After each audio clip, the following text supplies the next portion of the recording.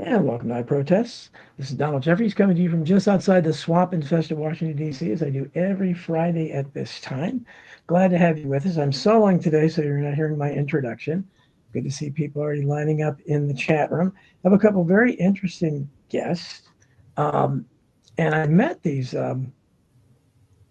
young ladies at a 9/11 conference that was just a couple of weeks ago. Just it happened to, and so they're very interesting. Both have interesting stories. So I'm going to go with Terry LaPointe, who is she's an award-winning author and investigative journalist. She's running for Congress now. She she was an assistant editor and journalist for medicalkidnap.com. So she's, you guys know I've done shows on this before on child protective services and their abuses. So she's all into that. She's been very active on that. She's written for Politichicks and several other places. Her book Voices That Will Not Be Silenced hit #1 on the Amazon for child advocacy books, and won the International Impact Award. And she also won she was Michelle Malkin. She won a Michelle Malkin's Bulldog Award for investigative work on medical kidnapping. So great to have you here. And let me get Jennifer's intro up here. Jennifer's actually the one that came up to me. Jennifer was with Guskin, was adopted as an infant by a couple in New York who sold her throughout her childhood. She's been to Epstein Island and multiple Lolita Express types of flights as a child. She was retaliated against by Child Protective Services after she went public, who brought false allegations against her and took her young daughter hostage. Um, and soon after, her daughter started exhibiting some of the same symptoms she had. So, obviously, some interesting stories here, and I believe they met when Terry became aware of her story. So let's start. First of all, Jennifer, quite a story, obviously. And so tell us again. So you were.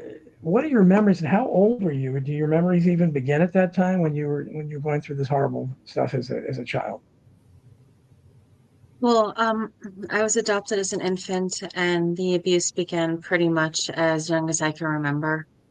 Um, it, yeah, it's as young as I can remember, and unfortunately, due to the severity of abuse, it's very cloudy. There's a lot of gaps in my memory. There's a lot of information that's repressed that, I'm still, to this day sifting through, trying to clarify. And, I try to be very careful in what I speak about because I don't want to, talk about a situation without a degree of certainty because I don't feel it's fair, to make sure it's as accurate as possible. So, but yeah, it's something I very much have to work through and sift through. And I'm, it's an ongoing battle, but it's something that's necessary and needs to be done. Obviously, yeah. So Terry, how did you become aware of Jennifer's? It's just through your work in investigating child protective services. Well, I had been covering medical kidnap stories for a while. I started out just because I wanted to find out what's going on. Is this a threat to normal families? I had heard some crazy stories, but in 2018, I got a phone call from an attorney I've worked with on several cases, Connie Reguly, who's the founder of Family Forward Project. And she said, "Oh my goodness, Terry, you've got to talk to this young lady, this mom, Jennifer Guskin. She was a victim of trafficking, and now they've taken her baby, and you've got to talk to her." So I did, and we started talking. She sent me all the documentation of everything that happened to her little girl was documented 100%. It was very well documented. She never exaggerated or embellished. She didn't try to impress me with, and make it sound like something it wasn't. She was very accurate in all of that. And so I was very inclined to believe her, and the story of the medical kidnapping of her child. There were so many factors that correlated with so many other stories that I'd already investigated. So learning that the system, it treated her the same way it was treating so many other people. um, but then all this crazy stuff she was telling me about being trafficked herself, I was like, I think the world was just learning about the Lolita Express. She was the first one to tell me there were multiple Lolita Express airplanes. I didn't really cover that story because I couldn't prove it at that time. And we focused on her little girl, and we definitely could prove that one. but I stayed in touch and listened to all of the crazy things that she had been through. And over the years, I've seen it backed up many, many times as more and more information comes out, more and more information hits the media, and other people are telling their stories. And people who know me well know, I would say, well, Jennifer Guskin was the first person who told me about that. I found out about this from Jennifer Guskin, and it's all coming out. It's crazy. All these things that you think can't happen. There's no way this is America. How can this be happening? And it happened. It happened to her, and it's happening to other people. And I said, I had guests on my show that happened to that had their children stolen, and in some cases brought back. And in one case, because they hadn't vaccinated their children, I think that's why they took them. They vaccinated the young kid, and he developed, really arm flapping autism. You can watch some of my archives. He's on in the background doing that, and he wasn't doing that before. So it's terrible, what some of these people go through. And when I want to talk a little bit more to you at first, because I know you can't stay as long as Jennifer can. So how did you get involved in this issue in terms of, did you have any personal experience with something? What made you kind of go after this? I was an assistant midwife. I was a childbirth educator and breastfeeding educator, a labor doula. I was involved in all of that, serving moms and babies and families, and digging into how to serve them better, learning and how to serve them better. And I started just doing some writing on the side, and I saw an alarming story, the Justina Pelletier case out of Boston in 2014, with this 14-year-old young lady that one hospital said one thing, another doctor said something else, and they ended up taking her, and they were using her for medical research and experimentation. I thought, my God, what is going on here? This can't be real. This has to be an anomaly. Something's really wrong there in that one place. And then another homeschool mom sent me a story out of Arizona. And here we go again. And I wrote about it. And then I just was following it, and I was invited. Somehow the editor of Health Impact News saw what I was doing, and they were starting medicalkidnap.com, a division of Health Impact News. And he said, we need somebody to investigate these stories. Would you like to do that? So I tell people now, I became an accidental investigative journalist. I never planned on doing that, but I wanted to know the truth. I wanted to know what's going on. Is this a threat to everyday families? We went down this crazy rabbit holes that would be proven. I was the farthest thing from what anybody would call a conspiracy theorist. Never even remotely close to that. I want facts. I want the data. I want the truth. Very objective things. That's the world I operated in. And these stories would come to me, and there it was. People would tell me some insane thing that was going on. I'm like, no, that can't be happening. That's not real. That can't be happening. And then there would be a story. There's the documentation. There's the facts. There's the proof. It's in the records. And so it just kept on getting bigger and bigger. And I've covered several stories of children who were trafficked through the foster care system. Yes. Knowingly, where the social workers or the guardian ad litems were involved. They were involved directly in trafficking these kids.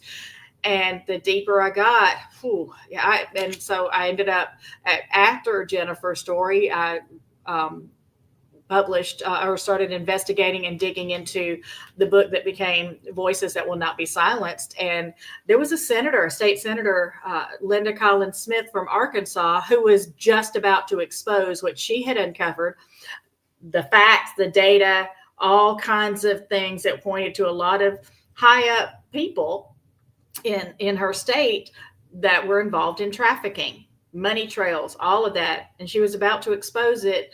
And 4 days before she was going to go on a show, a very well-known show out there to expose it, she was murdered.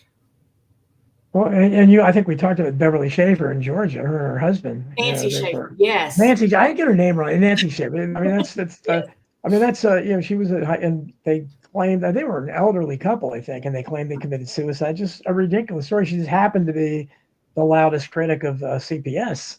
That And area. she was about to expose things too. She was working on a Yeah, documentary about to expose the child sex trafficking through the foster care system.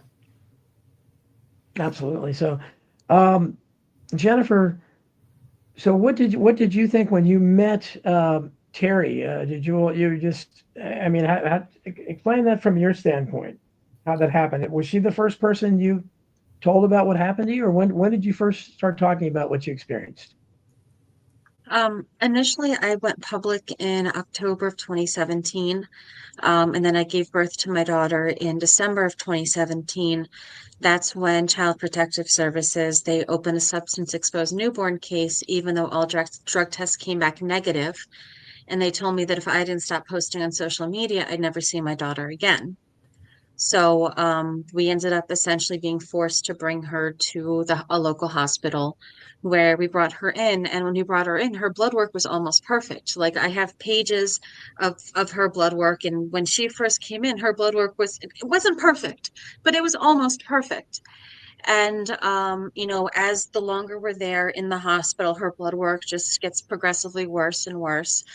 We do everything that the hospital tells us to do. We comply, we ask for them to like sign documentation they give us to prove that we've complied and to, say, yes, they've complied and they refuse to do stuff like that. And, towards the end, we're like, we're told that, we agreed to the plan of care, we're ready to go. And, they come in, they tell us that they've decided that, they said that we didn't agree to the plan of care that we did agree to, and that they were taking her from us due to extreme malnourishment.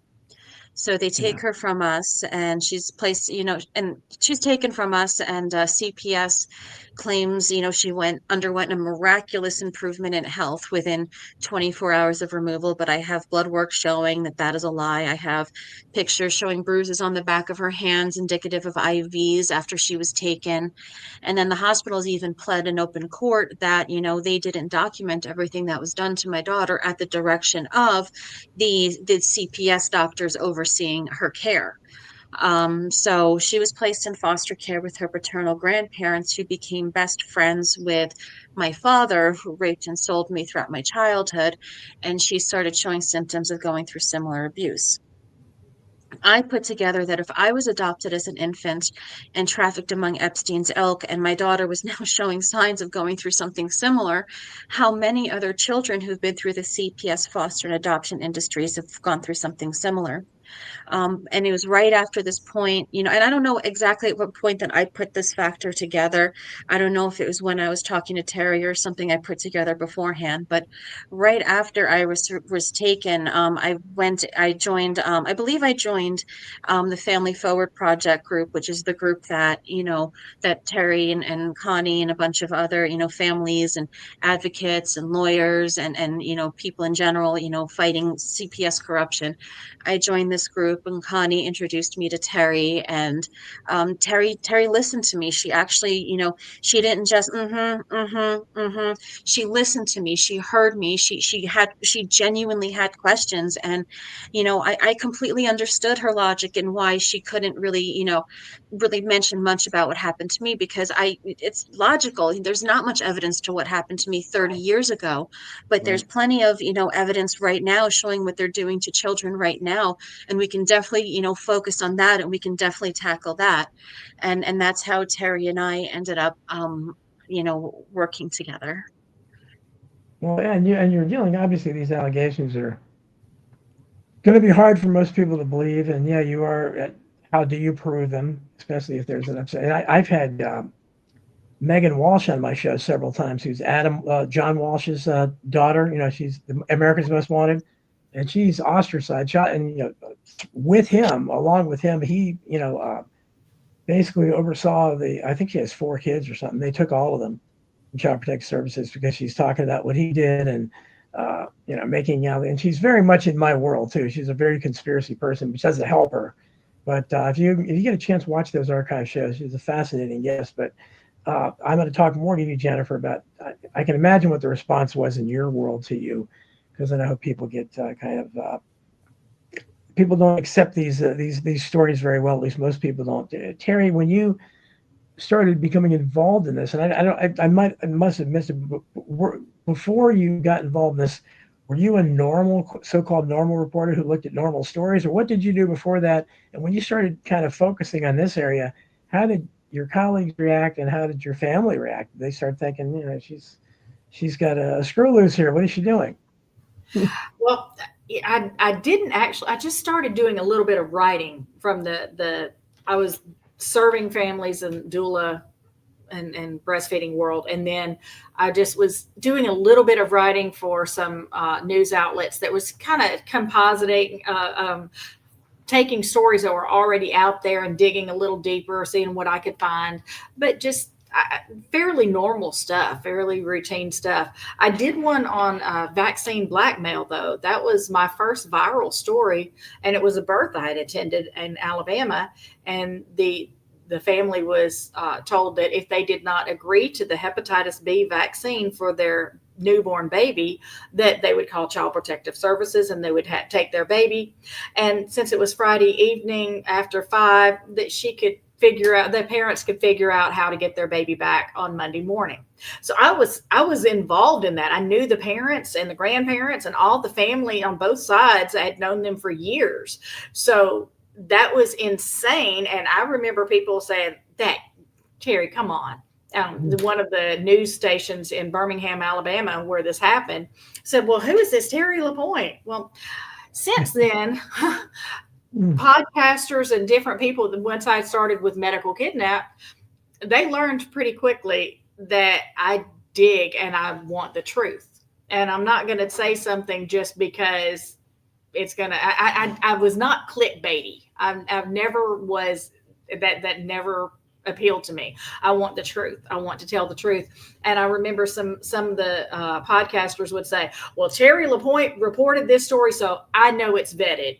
And so I worked hard to build up that integrity and to show the evidence in the articles. So there would be people that would say, Terry's just, oh boy, here she goes again talking about this stuff. And it was kind of like that. But then later, as more and more people have been exposing this stuff, I've had people come back to me and apologize, like, Terry, you've been telling us this all along. And now, in my circles, the people who know me, they're like, wow, you were like a forerunner telling us what was going on before any of us knew this was really going on. But of course, then there was the other side. When I wrote an article, I said, is there an increase in medical kidnappings? And somebody said, well, who is this person? Or where have they been? Has she had her head in the sand? And I was like, I didn't know. I had no idea that this was going on. So, no, maybe it was going on for a long time. And I found out that it has been going on for quite some time. When did this, because now you're running for Congress, and yes. When did you make that decision? And I know we talked about this there, but I don't remember if you said, is one of the actually, are you actually running as a Republican or Democrat, or are you an independent? Here's my Republican. I'm actually at a Republican women convention right now in Florida with Republican women. Well, I'm sure the Republican Party establishment isn't supporting you. I'm taking a wild guess. Well, people in my state know me. The Republican women I've been involved with for a long time, since the Tea Parties and the Obama. So I've been involved with the Republican women clubs, and just never even thought about running for office. That was not my intention. I was just trying to find the truth and restore our country. And fight for what's right. And so you asked when I decided. I've kind of been the past couple of years thinking, I wonder if God's going to call me to run for office. But God, I'll do what you say. I will obey. I will obey you. If that's what you want me to do, then you got to provide, and I'll do what you want me to do. I give you my yes. And I went to an Eagle Forum event in January. And it was an all-day policy conference.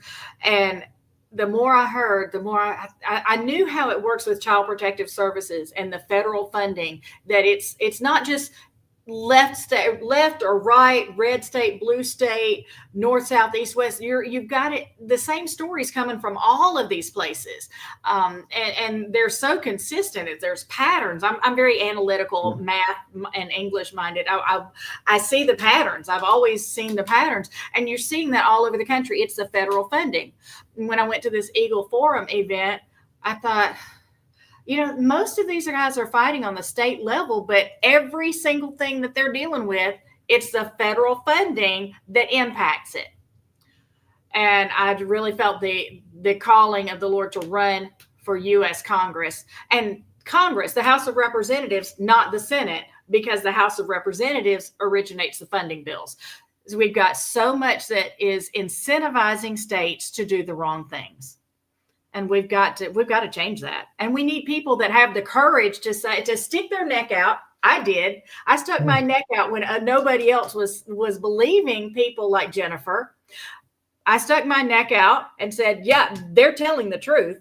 And so I have no problem sticking my neck out. If these guys in Washington don't have the courage or the backbone to stand up for what is right and do what's right, I do. And if you need somebody to stick their neck out first and then you can follow them, okay, well, I'll stick my neck out and you can follow.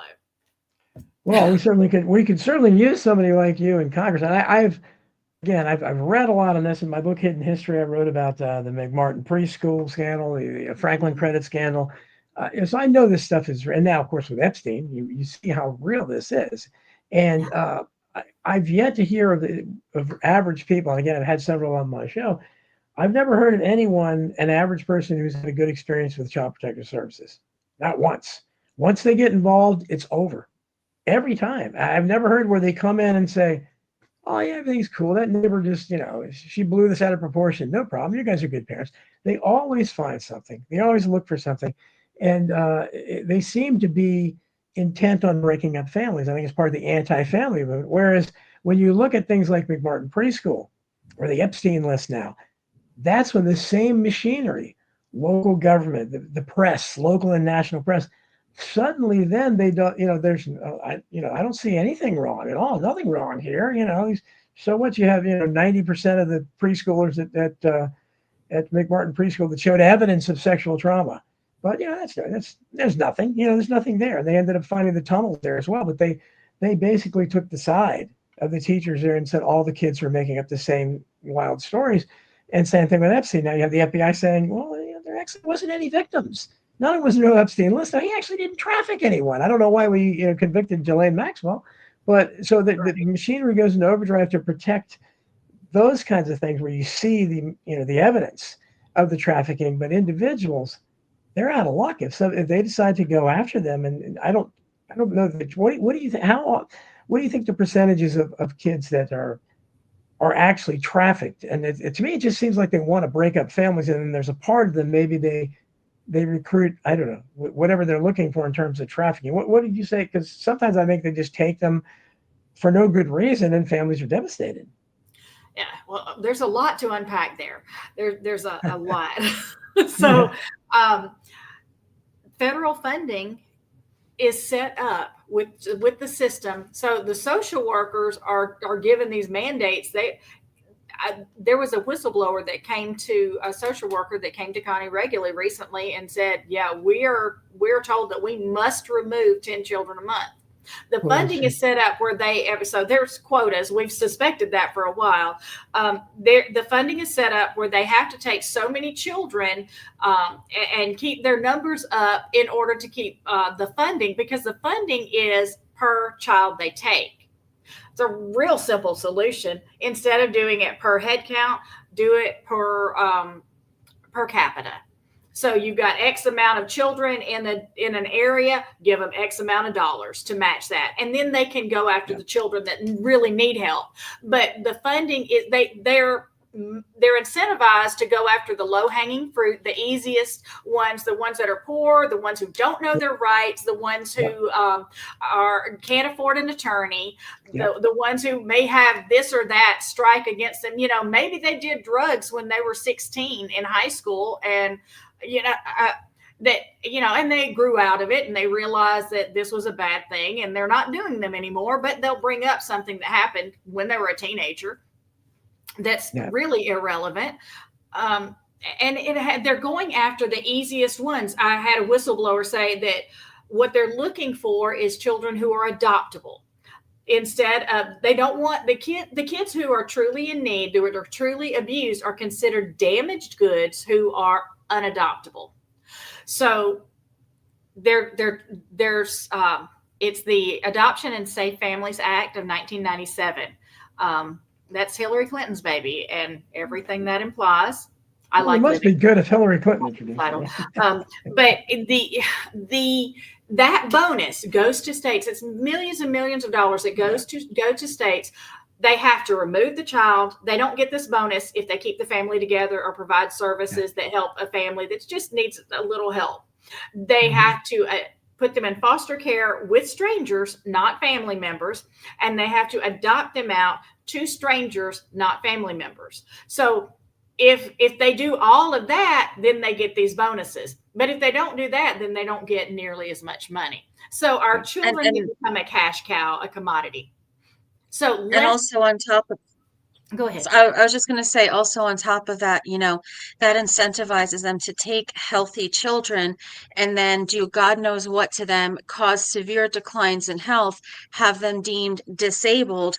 And then each child goes from being worth a few $100s a month for the state. They then go to being worth a few $1,000s a month for the state as well. Right. You make them special needs. And I've seen that. I've seen plenty of that happen. So, So the numbers, the data is very clear, and it's been very consistent for the past 10 years. It's that I've been following it. So less than 16% of the kids that are taken for reasons of any kinds of abuse. Only 17% of the allegations are even substantiated.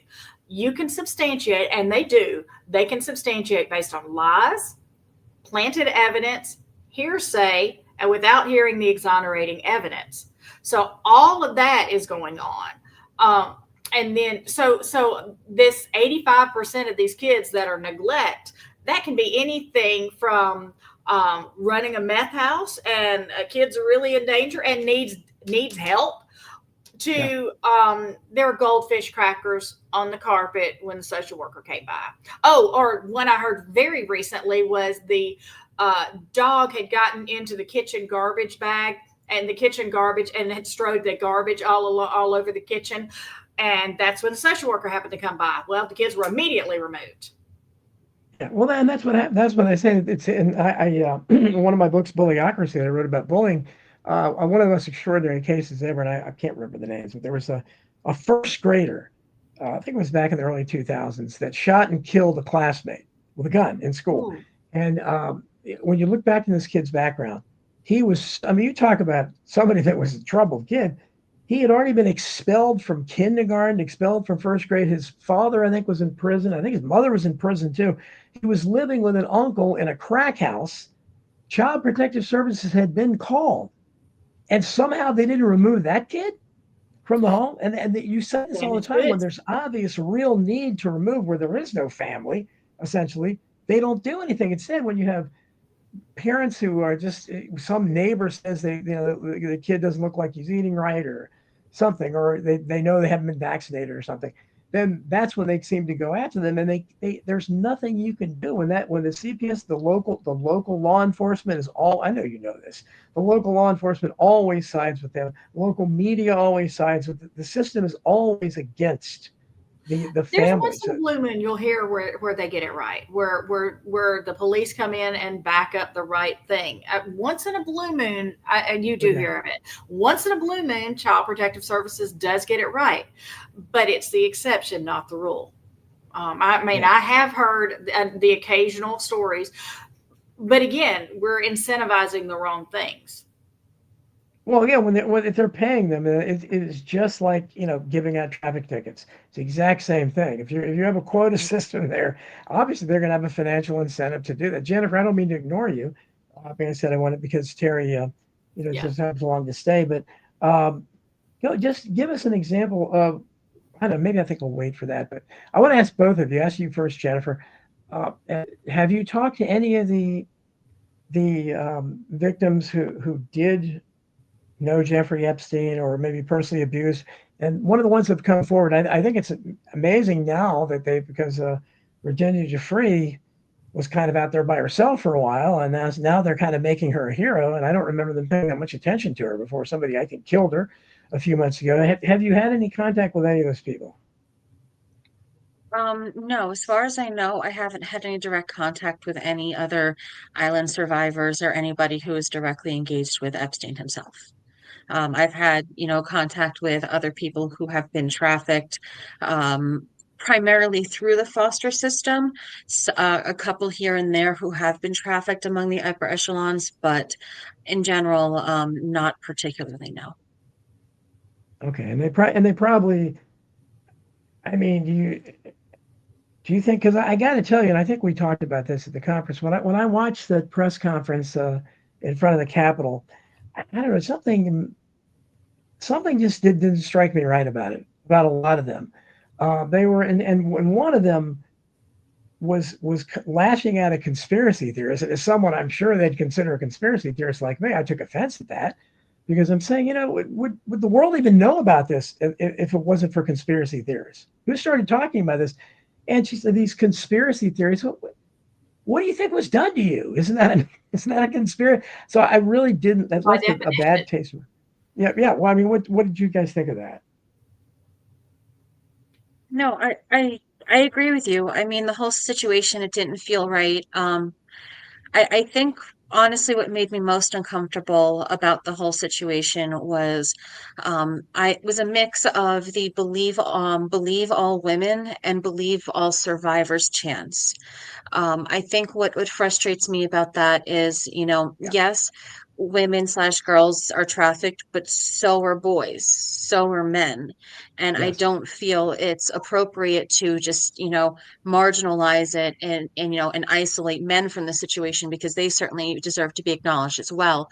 And to be frank, I don't believe in blindly believing anybody. I'm not a fan of believe survivors. I'm not a fan of believe women. I'm not a fan of believe something outright.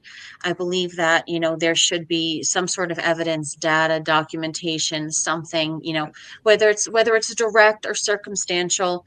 I don't think anybody should ever just be believed at face value. And that was very much what frustrated me about that conference was it seemed almost to be asking for blind belief and not really yeah. wanting to dig more into the fact that Epstein was just a symptom of a much larger issue. Well, I agree, and I so my it was kind of a you go girl kind of thing where I got a lot of sense there that they were hugging each other and they were just because they were women and but they didn't want to name any names. It's like, wait, the whole point of this is these were powerful men that did this, and you guys don't want to name them, and we still haven't seen any. I don't think we are ever going to see any. But that left a bad taste in my mouth, and I didn't know. I figured you probably had never had any contact with it. Terry, what was your impression of that? I didn't actually watch it, but again, as to Jennifer's point, there's a difference between believing somebody and listening and validating them as a person and helping them to get through what they've been through, ministering, caring, and all of that, and something that's prosecutable. Yeah, Prosecution requires evidence. It requires actual evidence. right, And heaven help us if we start prosecuting people with no evidence. right, That's very un-American as well. We can't do that. Child Protective Services essentially does it all the time, and right. it's wrong. So um, we're in a climate where if you don't like somebody, a political enemy or something, you can just say, well, he molested so and so, and with Right. no evidence, no whatever, and you've ruined somebody's life that's innocent, that never did anything wrong. Whereas, and then you have people that have molested countless people, but you've got we're in a justice kind of society where you've got to have some kind of evidence before you actually prosecute. Now, the stories coming out, it's wonderful, it's good. I'm so glad the stories are coming out. because that in itself is a kind of evidence when you are Sure. hearing different people share very similar things, when they can point to similar, they can describe the same setting, they can describe things, and they're not talking to each other, they haven't been around each other, they haven't coordinated their stories. That is a form of evidence. So I think that should be looked at. The victims, I think, need to, I think it would be a good thing for there to be some kind of investigation where they talk to the victims separately, victims that don't know each other, that are not Right. coordinating, and see what Right. kind of details you can nail down. And I think that would actually be very helpful. Sure. And we know there was and now we'll talk to Jennifer about, she said there was multiple airline. I don't know if they're associated with all with Epstein, but we know Epstein did have at least one Lolita Express, as they called it. And I think looking at Epstein himself is important, because this is a guy who came into the picture as a math teacher at a private school in New York. He was hired by the father of William Barr, Donald Barr, who was the Attorney General under Trump and was a longtime Bush crony. And somehow there's something missing, deeply missing in his resume, because he went from, how much money do you make as a private math school teacher? I don't see how you become a billionaire like that, but literally within a decade he's a billionaire, and he's doing all this stuff and he's advising people. How do you go from that to that? A lot of strange things there. Ghislaine Maxwell, daughter of Robert Maxwell, who was a big time publisher, probable Mossad agent, found dead floating in the water outside his yacht. And then you have, this guy Epstein. We know that he had the former president of Israel that spent like 30 some nights at his place or something. Like, he had a close relationship with him. A lot of strange elements there as to what was happening. And this looks to me like, and that's why I really cringed when they didn't want to name any of the names, and all those girls seemed like they wanted to focus on what happened to them and their survivors. And of course, I understand that, but it seemed more about like narcissistic or something about, I'm a survivor, so now I'm great, and calling each other survivors. But well, let's talk about, what was this about? Was it just, or were these very powerful people being blackmailed for some reason? So I don't know. That's why I looked. I don't know how you guys feel. Jennifer, am I off there or what? No, I mean, I can't tell you exactly what the meaning of that whole press conference thing was, because I really don't know. But no, I think here's another frustration that I have with a lot of the women who have come forward about Epstein and stuff is the vast majority, I don't want to say all, of course, because it's not all, but the vast majority who have come forward, got their settlement, signed their NDA, and disappeared. And I think that's also something that we're battling as well, that unfortunately we have a group of people who are coming forward to get that settlement, that NDA, and disappear. Yeah. And, unfortunately, I think that we have not enough people who are coming forward saying, hey, look, this happened to me. This is still happening now, and we have to do what we can to address it. And as you also mentioned before, there's definitely the blackmail aspect, which is definitely keeping voices quiet. And I think that if we have enough people who are willing to come together, both as a survivor and the people who are blackmailed, to name the people who are forcing us into these situations, they're also essentially orchestrating much of the corruption we're dealing with today. That I believe we can come together, get transparency, accountability, and free us all. So I think that we're in a very difficult balancing act to kind of go on what Terry is saying, where we have to balance, yes, the need for evidence, but we also have to balance, testimony and stuff like that as well. And as you recommended before, for example, having the survivors, testify separately, I think is a very good way to go about it. Very, very Yeah. brilliant way to go about it. And I hope that that's something that is utilized, either now or in the future, because at the very least we need to get these stories, we need to be able to put them together, because if we can put them together, we can paint a fuller picture, get a better idea on what was going on, who was complicit, who was orchestrating it. Compared to the example I use is There are people who do the deed with a smile on their face because they know their fortunes would improve. And there are those who do it with a tear in their eye because they want nothing to do with the corruption and they don't want to hurt, whoever's involved there. And I think that there are far more of the latter and the former. And I think that if enough of us can reach out to the people who essentially did it with a tear in their eye, I think that we have a real chance of exposing a lot of the corruption that we see today. You want to chime in, Terry? Um, I think Jennifer's nailing it. Mm-hmm. She said one thing earlier about that this is the tip of the iceberg.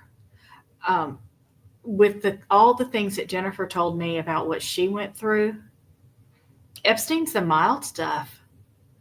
I mean, it really is. It's the mild stuff.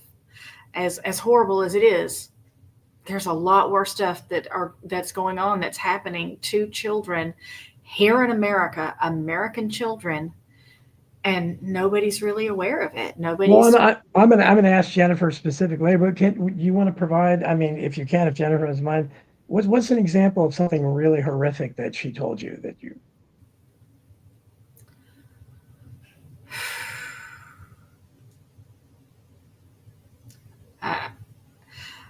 Your friend that in the circle.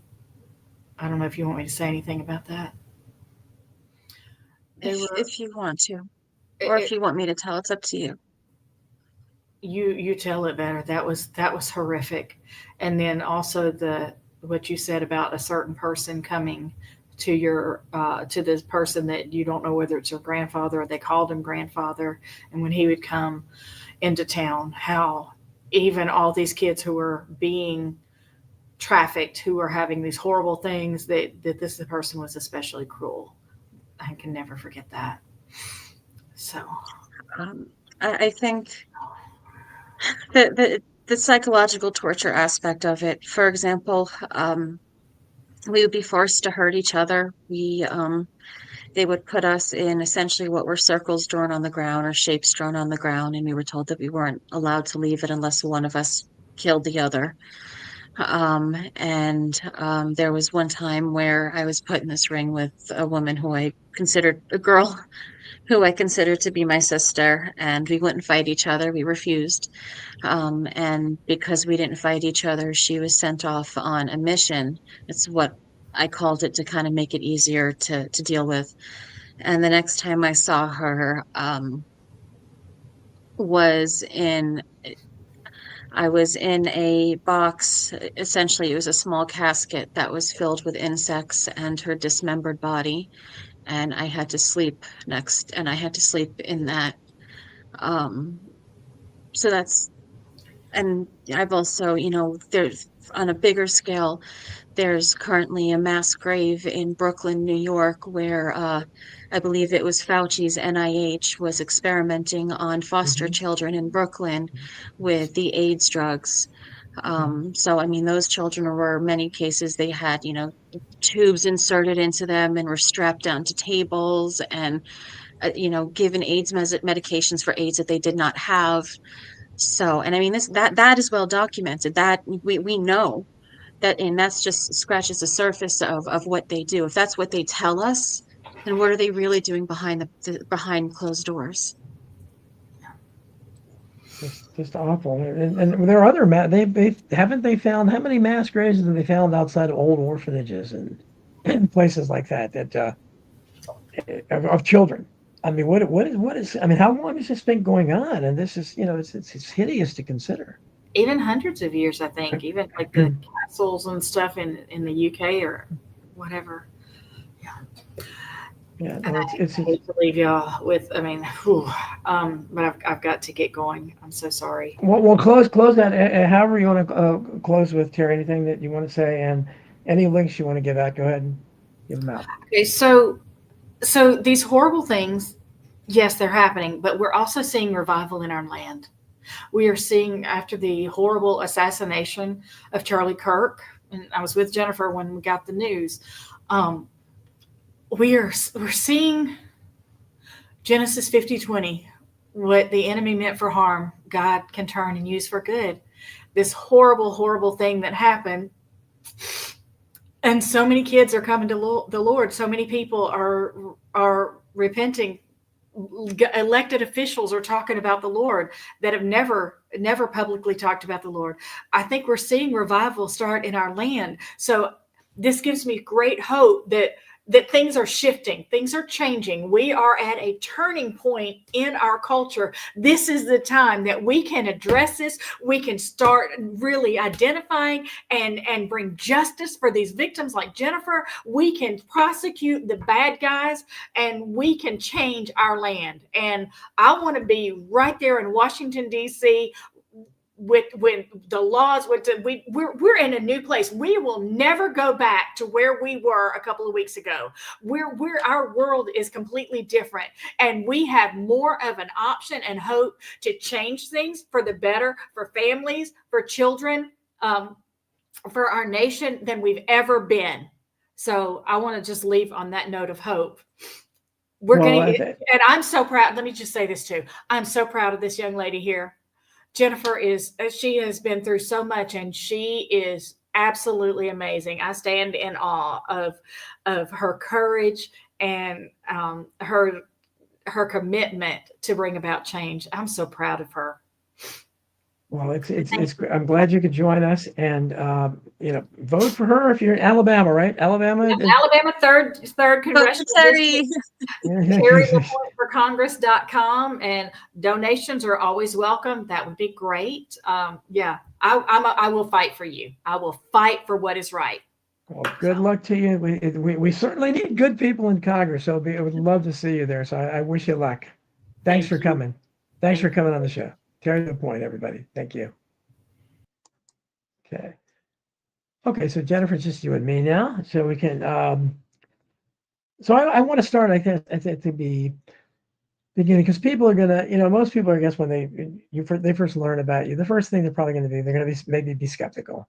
And they're going to say, okay, what happened? Did she do drugs as a teenager? Maybe she had some kind of issue. And of course, we know that, especially when you get involved with foster care or even family members, unfortunately, too many times, young kids, some relative does something to them they shouldn't do.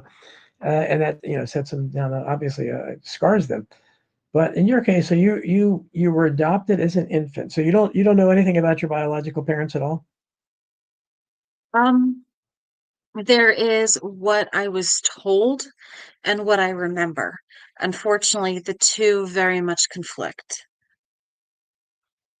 Okay. So basically, you've never, as an adult, have you tried to find them or anything? I know a lot of people that were adopted, especially in something like your case, I would imagine you might want to try to find them.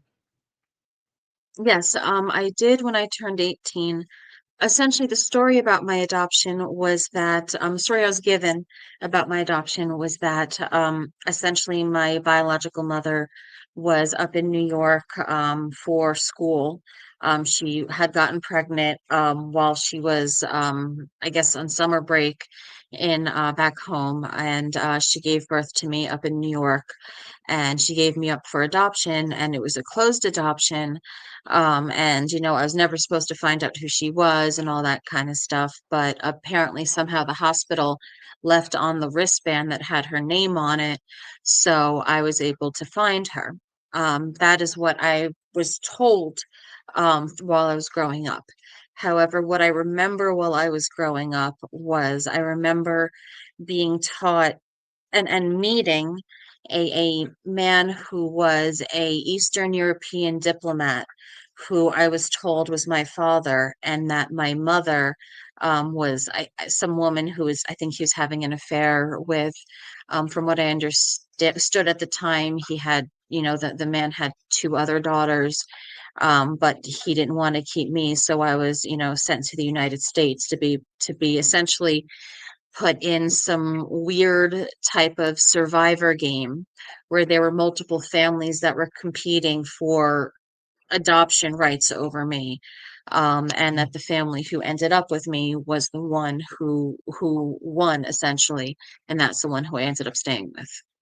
And those of you who might scoff at something like that, remember Kathy O'Brien, who I've had on my show. years ago. She claimed that one of the things she went through, and this is just too bizarre, I think, to make up, is that I don't know, I hope you didn't go through something like this, but she talked about playing something like The Most Dangerous Game, which is an old movie, if you've seen it, where a couple gets stranded on a desert island. There's a weird guy there, and he's basically he hunts. He lets them go, and he hunts humans. It's the most dangerous game, and they have a chance to escape. So they played a version of that with the children, and she claimed Dick Cheney was involved. I mean, she named these names. Who knows? But so that doesn't necessarily surprise me that much. I mean, these if you're doing something like that, I mean, who knows how far you would take this? But so you're adopted as so the parents you grew up knowing that are not your real parents, and this is where obviously the trouble starts. As a little kid, where do your memories start, and where did you when did you recognize that something was happening to you that wasn't normal? My memories in general start very, very young, probably about preschool, if not probably about preschool. Um, and then and the abuse was just so normalized to me. For example, I grew up being taught to show guests how much I love them. So people would come over the house and I would service them. And it was normal to me. And I didn't this is when you were understand. this is when you were preschool age. How old were you then? This was my, oh gosh, early grade school. It started as young as I can remember. I grew up being taught to show them how much you love them. So that was ingrained in me as young as I can remember. It continued probably through about grade school. Um, and the point at which that I started realizing that something was wrong was I was watching Law and Order with my family, and one of the episodes, um, I don't remember exactly what it was, but it was I remember saying to my parents, why is that person getting into trouble? Because so and so did that to me the other night. It was earlier this week I did that with so and so. Why are they getting into trouble? And it was some derivative of, people don't really need to know about what we do, and what we do, it's different for us, and you know, like that kind of stuff. And that was the kind of the point that I started realizing that okay, maybe something's off here, at least on a conscious level. On a subconscious level, I really started acting out in second grade. Um, throwing tantrums. People would come near me, and I didn't want people near my space, and all that kind of stuff. And I started acting out on a subconscious level in second grade, and that was when they started medicating me and drugging me and all that kind of stuff. And that's what I figured out on a subconscious level anyway, but on a conscious level was the Law and Order episode. At least I believe. So you basically obviously experienced a childhood, unfortunately, very unlike most childhoods. But it so this continues, I assume, and continues. And by the time you're talking to other kids or whatever, did you ever confide in anybody, or did everybody when you realized maybe that this was wrong? Because I'm assuming, kids, what do kids know? Maybe you're thinking everybody does this. I don't know. Maybe you're thinking other kids do this too. Who knows? But at what point did you realize, wow, this is really wrong, and this is not happening in other places? And did you confide in other people, and did you stay in that with that same couple, or did they start farming you out to other foster families? The people that adopted me, I stayed with them my entire childhood, essentially. I moved out. I believe I initially moved out when I was about 20. I was gone for about a year, came back for a few months, and then moved back out again at 21 question mark ish. And I moved to Baltimore where I live right now. Um, and I mean, I was with them, like I said, my entire childhood, but the abuse went in phases. For like the severity of abuse went in phases. For example, what I remember most clearly at this point is my grade school years. So roughly first grade through about sixth through seventh ish. In seventh grade was when they hospitalized me. It was the first time they hospitalized me. And that's when things get a lot more hazy, a lot more fragmented. I'm starting to get blips on it now, but I'm not really comfortable enough to speak on it yet. However, I believe it is somewhat militarized at that point. But to answer your question, it's pretty much, as young as I can remember. The point at which that I realized it was wrong, probably the Law and Order episode, but even then, what was I going to do about it? Even then, at that point, at that point, I had been trained to disassociate so much that it just became another one of those situations of, well, that's happening, but there's not much I can really do about it right now. So just move forward. Were you the only child in the home? Did they have any other children? I have a younger brother who also unfortunately showed signs of severe abuse in second grade as well. In second grade, he developed a lot of bathroom issues and stuff like that. Um, Very so, common. that was, I can't be certain, but there were certainly the symptoms there. Are you still in contact with him? Once in a very blue moon, he'll send me a text, like a TikTok or a YouTube video or something. But we don't really talk much. He knows that my father is a very messed up individual. He and I both want nothing to do with that man. We both agree that that man was a screwed up monster. And he also understands that I want my space and to just kind of leave me alone and let me do my own thing. And, he respects that. So. So he's not coming out and saying that, this never happened, or he generally believes you or whatever? When we have conversations, we won't get into it, but he will outright acknowledge that our father was a monster. Okay. You see, there's a question there from Kenny Powers. What year was this, Jen? He's talking about. I guess what year were you? What era were you're talking about in the grade schools? I was born in 87, so grade school would have been Okay, about so 93-ish. yeah, so you're talking about the 90s. Yeah, okay, okay. So I'm wondering. You're going through this terrible stuff. So what was did things change when you became a teenager? And obviously you hit puberty and maybe you were interested in boys or whatever. I mean, how did things change? Did they still continue to ask you to be nice to guests, or what happened then? Or did anything change? Um, the teenage years are very, very strange. That was when I was on 15 pills a day, a cocktail of 15 pills a day. Hmm. I had to be home by my boyfriend's house by 9 o'clock. It was absolutely required. Um, but once again, that was back when the things had gotten more, s- I don't, a lot more space, fragmented, I should say. A lot more of those years are suppressed. I haven't been able to filter through enough of them. So it's much more difficult for me to discern what happened. But I remember when I was much younger, what would happen often was I would be put to bed at a certain time, and sometimes I would be taken out of my bed at night, brought to locations to be used in various forms, and then brought back before the sun came up.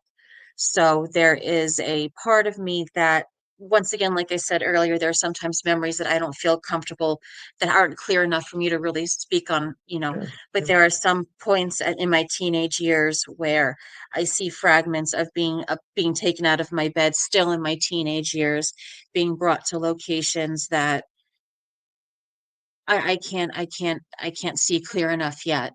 Um, and then brought back home before the sun comes up.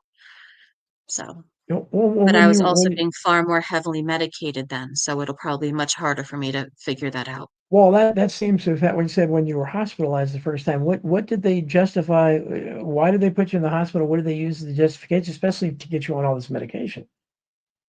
Well, initially to get me on the medication was that was second grade. That was much earlier than the hospitalization. The hospitalization that they used to justify was, I believe the justification was truancy. So they put you, that's so. Did they? What did they put you on medication for? ADD or just did they claim you're Um, in second grade, I was diagnosed with bipolar disorder. okay? Now the thing is the person who, if I recall correctly, the person who recommended the psychiatrist who made the diagnosis also happened to be the person who arranged my adoption in the first place. Now, this same psychiatrist, I would go to the sessions to see the psychiatrist, and I remember explicitly, and he would sell me at the sessions. I remember explicit conversations that he would have with men who would come into the sessions, and I remember him haggling with them for prices. I remember there being one conversation where, like, I had been worth $5,000. The buyer would pay $5,000 for me. And I remember there's one conversation where he was like, $3,000. So the buyer paid $3,000 for me, and me being a child, a stupid child, was like, "Oh, I guess I'm not doing a good enough job. I need to do better. I'm not loving him well enough. I need to do better." And it wasn't until many years later, like adulthood later, that I found out that the reason why my value went down was because my age had gone up Yeah, I was and going I to say was you're. worth less. So Pardon, I'm when sorry. you when you were worth $5,000, how old were you then at that time? I believe that was about 6 or 7. That Hmm. was Yeah. I'm not 100% sure. That was probably about 6 or 7 because I don't think I was, because he kicked me out when I turned 12. He didn't want anything to do with he either kicked me out when I was 12 or 13. Once I reached the threshold into teenager years, he wanted nothing to do with me. Who He kicked passed you me out? off The to somebody else. psychiatrist? Yes. Who kicked you out? The psychiatrist? Oh, the psychiatrist? Wow. Yes. He So yes, that was the point he dropped me from his practice because I became a teen and he no longer. yeah, that's a whole different thing. Wow, that's I boy, this is it's overwhelming. Again, you hear so many stories like this, and it's obviously just by the nature of it because it's so beyond the pale. People are, and because your children, a 6 or 7 year old says something happened, and well, they're 6 or 7, of course. What are they going to think? They they think the moon's made of green cheese. They don't. They could say anything. They have imaginations, but and that's what they used against the McMartin preschool kids. But so after the psychiatrist kicks you out, you become a teenager. You said your memory is very vague then, so you don't know. You're on a lot of drugs, so you don't have any awareness that you were still being trafficked at that point, or you don't, or can you even guess? At that point in those teenage years, I don't know if I knew. Because I would get back from my boyfriend's house, they would have me take my medications and send me up to bed. Um, so at that point, at that point, I don't think I knew. But now looking back on it, with the fragments that I'm getting, I believe I was being used in various forms at that point as well. So, but you had a boyfriend then, so you had some kind of. Do you remember anything about that relationship, or did you ever say anything to him about any inkling of what might be going on?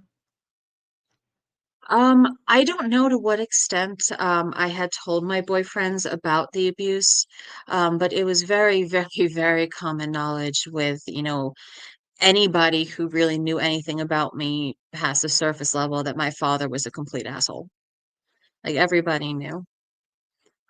There was one friend, I don't know how much I confided in her, but she knew something was going on. She knew there was severe abuse going on. Um, Even now, sometimes I'll talk to her and she fully, like she doesn't know, but she knows that there was something more going on there on a different level. Um, so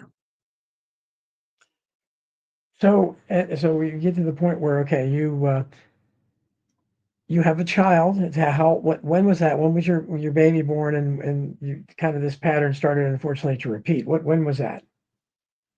she was born in December of 2017.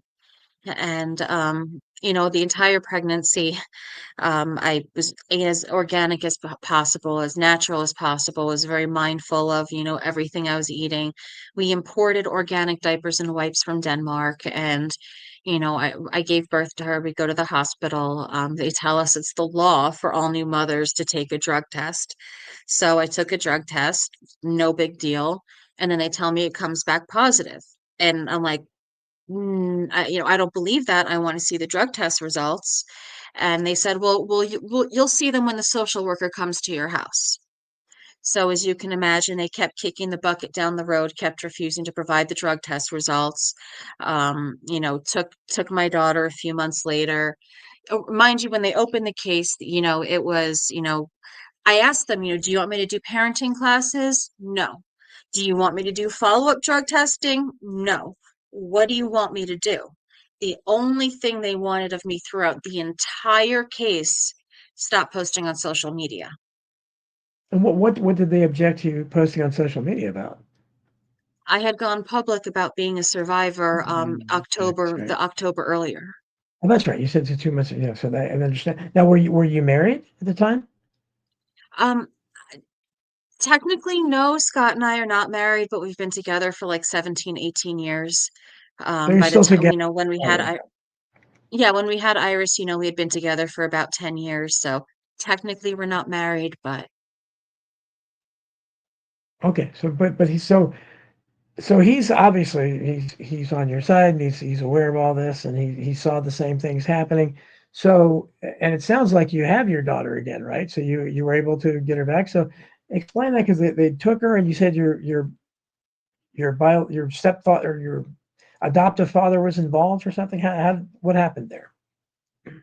um well, she was taken by CPS, and then the foster mother, who was her paternal grandparents,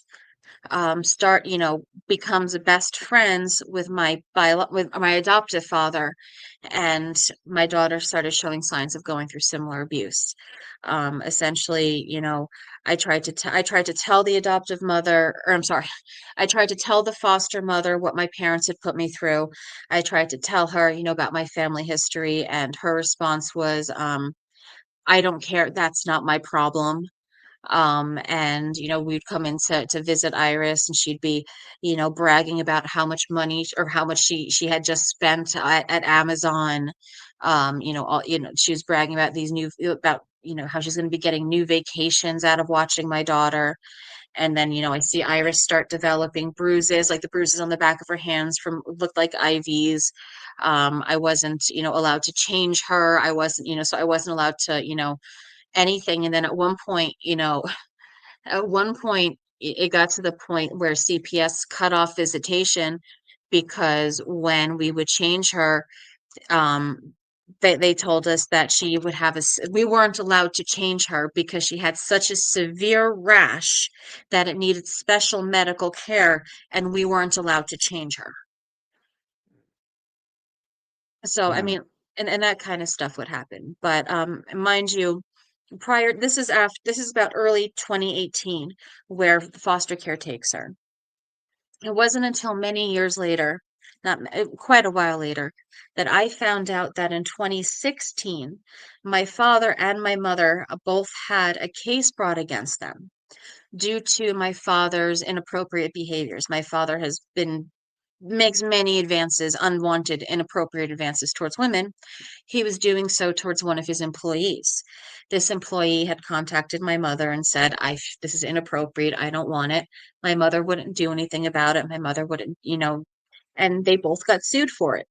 My father, in 2017, I went public. I gave birth. My daughter's taken in 2018. More or less, his involvement and the family's involvement in that situation, as far as I know. However, since then, my father has left the country. He is now currently residing in Ecuador. Interesting. And so what? But the baby's back. So how did that? So they in 2018 they have she's like a year or less old. How did you end up? Because again, this is a monolithic system, so I'm impressed that you were able to get your child back. How did that happen? Essentially, what I ended up doing was it was clear that the attorneys were not helping me. They refused to acquire the evidence. I asked them multiple times to subpoena medical records. So essentially, what I ended up doing was I ended up taking the initiative myself. I went to the hospitals, I got the medical records. I went through the medical records, which I gave to Terry. I got the blood work. I got exculpatory evidence that CPS was intentionally withholding.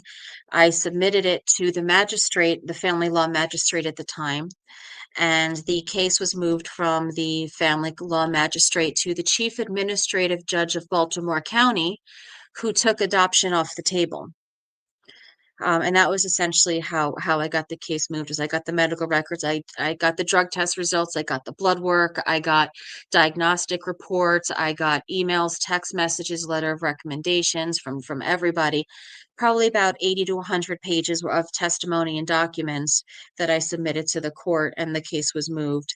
And the chief administrative judge of Baltimore County took adoption off the table, but she still remained in foster care at that point.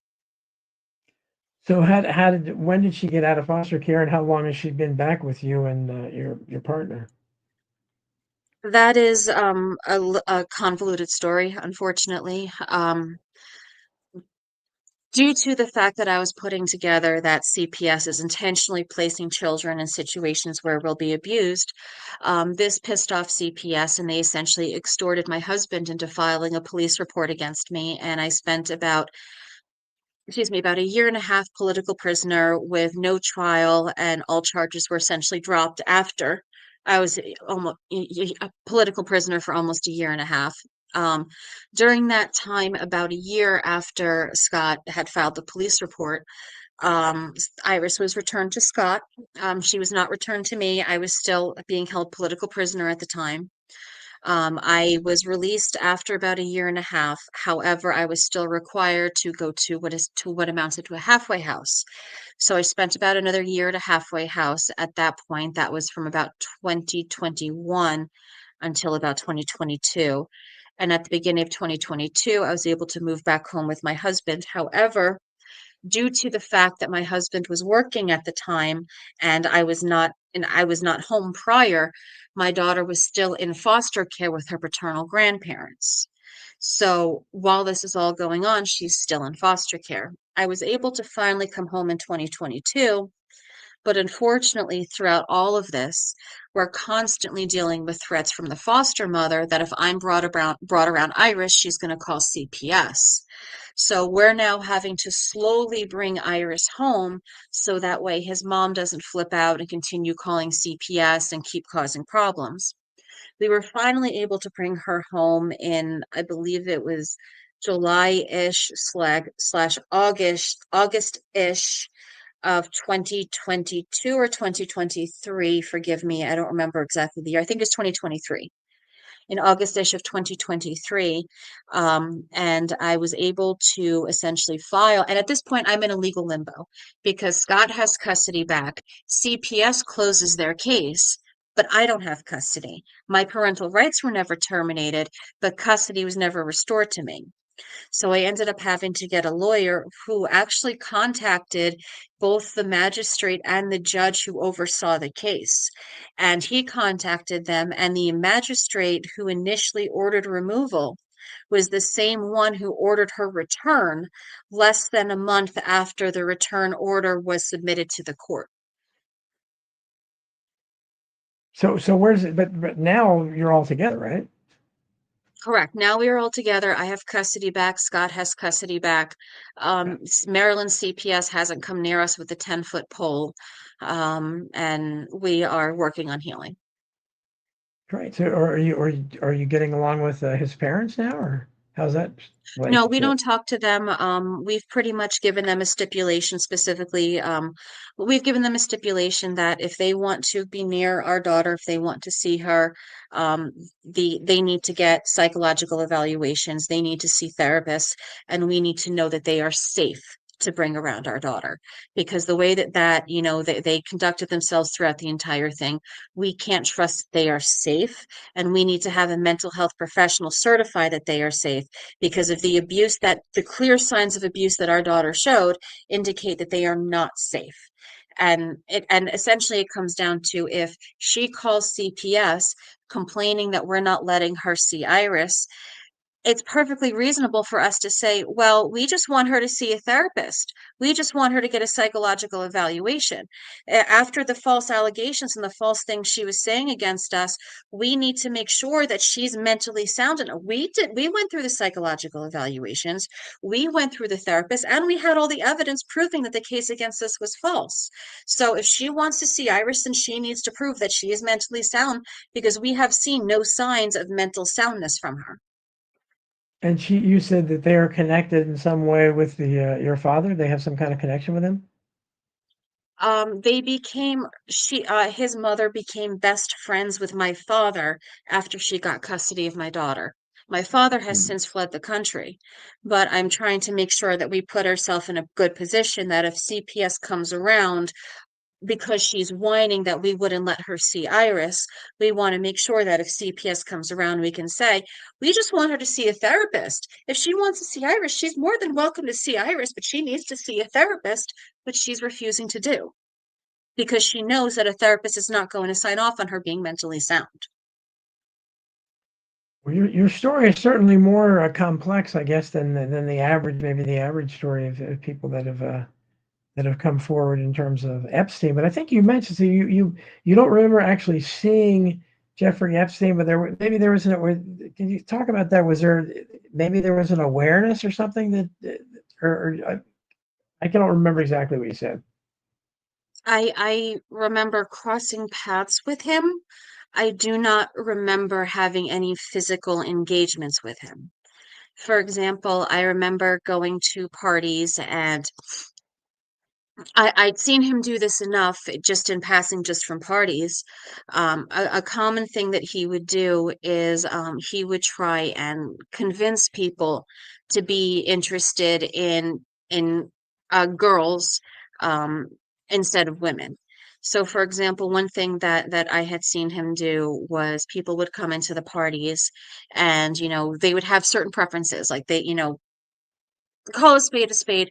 Men like women who are young women, you know, that kind of stuff. So, these men who come in that were known for liking young women, he would be like, "Hey, yeah, I know, I hear you like young women, but this is a little bit younger than you usually like, your normal taste, but Mhm. she's really good. These young ones, they can really do some really amazing things for you. Be surprised." And he would try and coach people into trying going into younger than what they like and stuff like that. At least that's what I had seen him do a couple of times at parties. But like I said, I had seen him in passing. I don't remember having physical engagements with him. I just remember seeing him at events and hearing him have that kind of discussion with people. Well, you mentioned also there were several Lolita planes, I guess. How do you, were you on one, or how do you know there were multiple ones? I refer to them as Lolita Express types of flights. The reason why I refer to them as such is because the way I personally feel about it is, and forgive for how crude this is, but I see it as very similar to the way one would classify Air Force One. It is Air Force One when the president is flying on it. The Lolita Express types of flights are Lolita Express type when there is untoward activity towards children happening on it. So, for example, I would be on airplanes where I would be as a child, where I would be forced to do things with adults, or I would see activities, inappropriate activities with adults. I don't know if I was on Epstein's plane proper. However, I have been on planes where inappropriate activity with children and myself as a child occurred, which is why I call them Lolita Express types. So you never remember seeing anybody noteworthy, any famous people or anything at any of these parties or on these flights? At quite a few, I've seen, essentially there are what I refer to as upstairs parties where everything is more or less normal. And then there's what I refer to as basement parties where there were inappropriate things that would happen. I have seen famous people at, upstairs parties downstairs parties and sometimes both upstairs and downstairs parties. There were some people that I knew of, that I knew and I had seen at the upstairs parties, that I knew of, that knew about the downstairs parties, but would avoid them like the plague. And are you willing to give any names of people you saw? There was full, Hmm. this person actually, he was, if he went to an upstairs party, he himself, I don't remember seeing at a downstairs party, but I knew that if he went to an upstairs party and he was in a good mood, that things at the downstairs party would be less painful and deadly. I knew that at the average downstairs party, there would be probably between 3 and 6 dead at the end of the night. Hmm. This person, just was such a good personality, would lighten the room, would lighten everybody's moods, just put everybody in such a good energy and good place. I knew that, there was probably going to be less dead at the end of the night. And that actually was Rudy Giuliani. Hmm.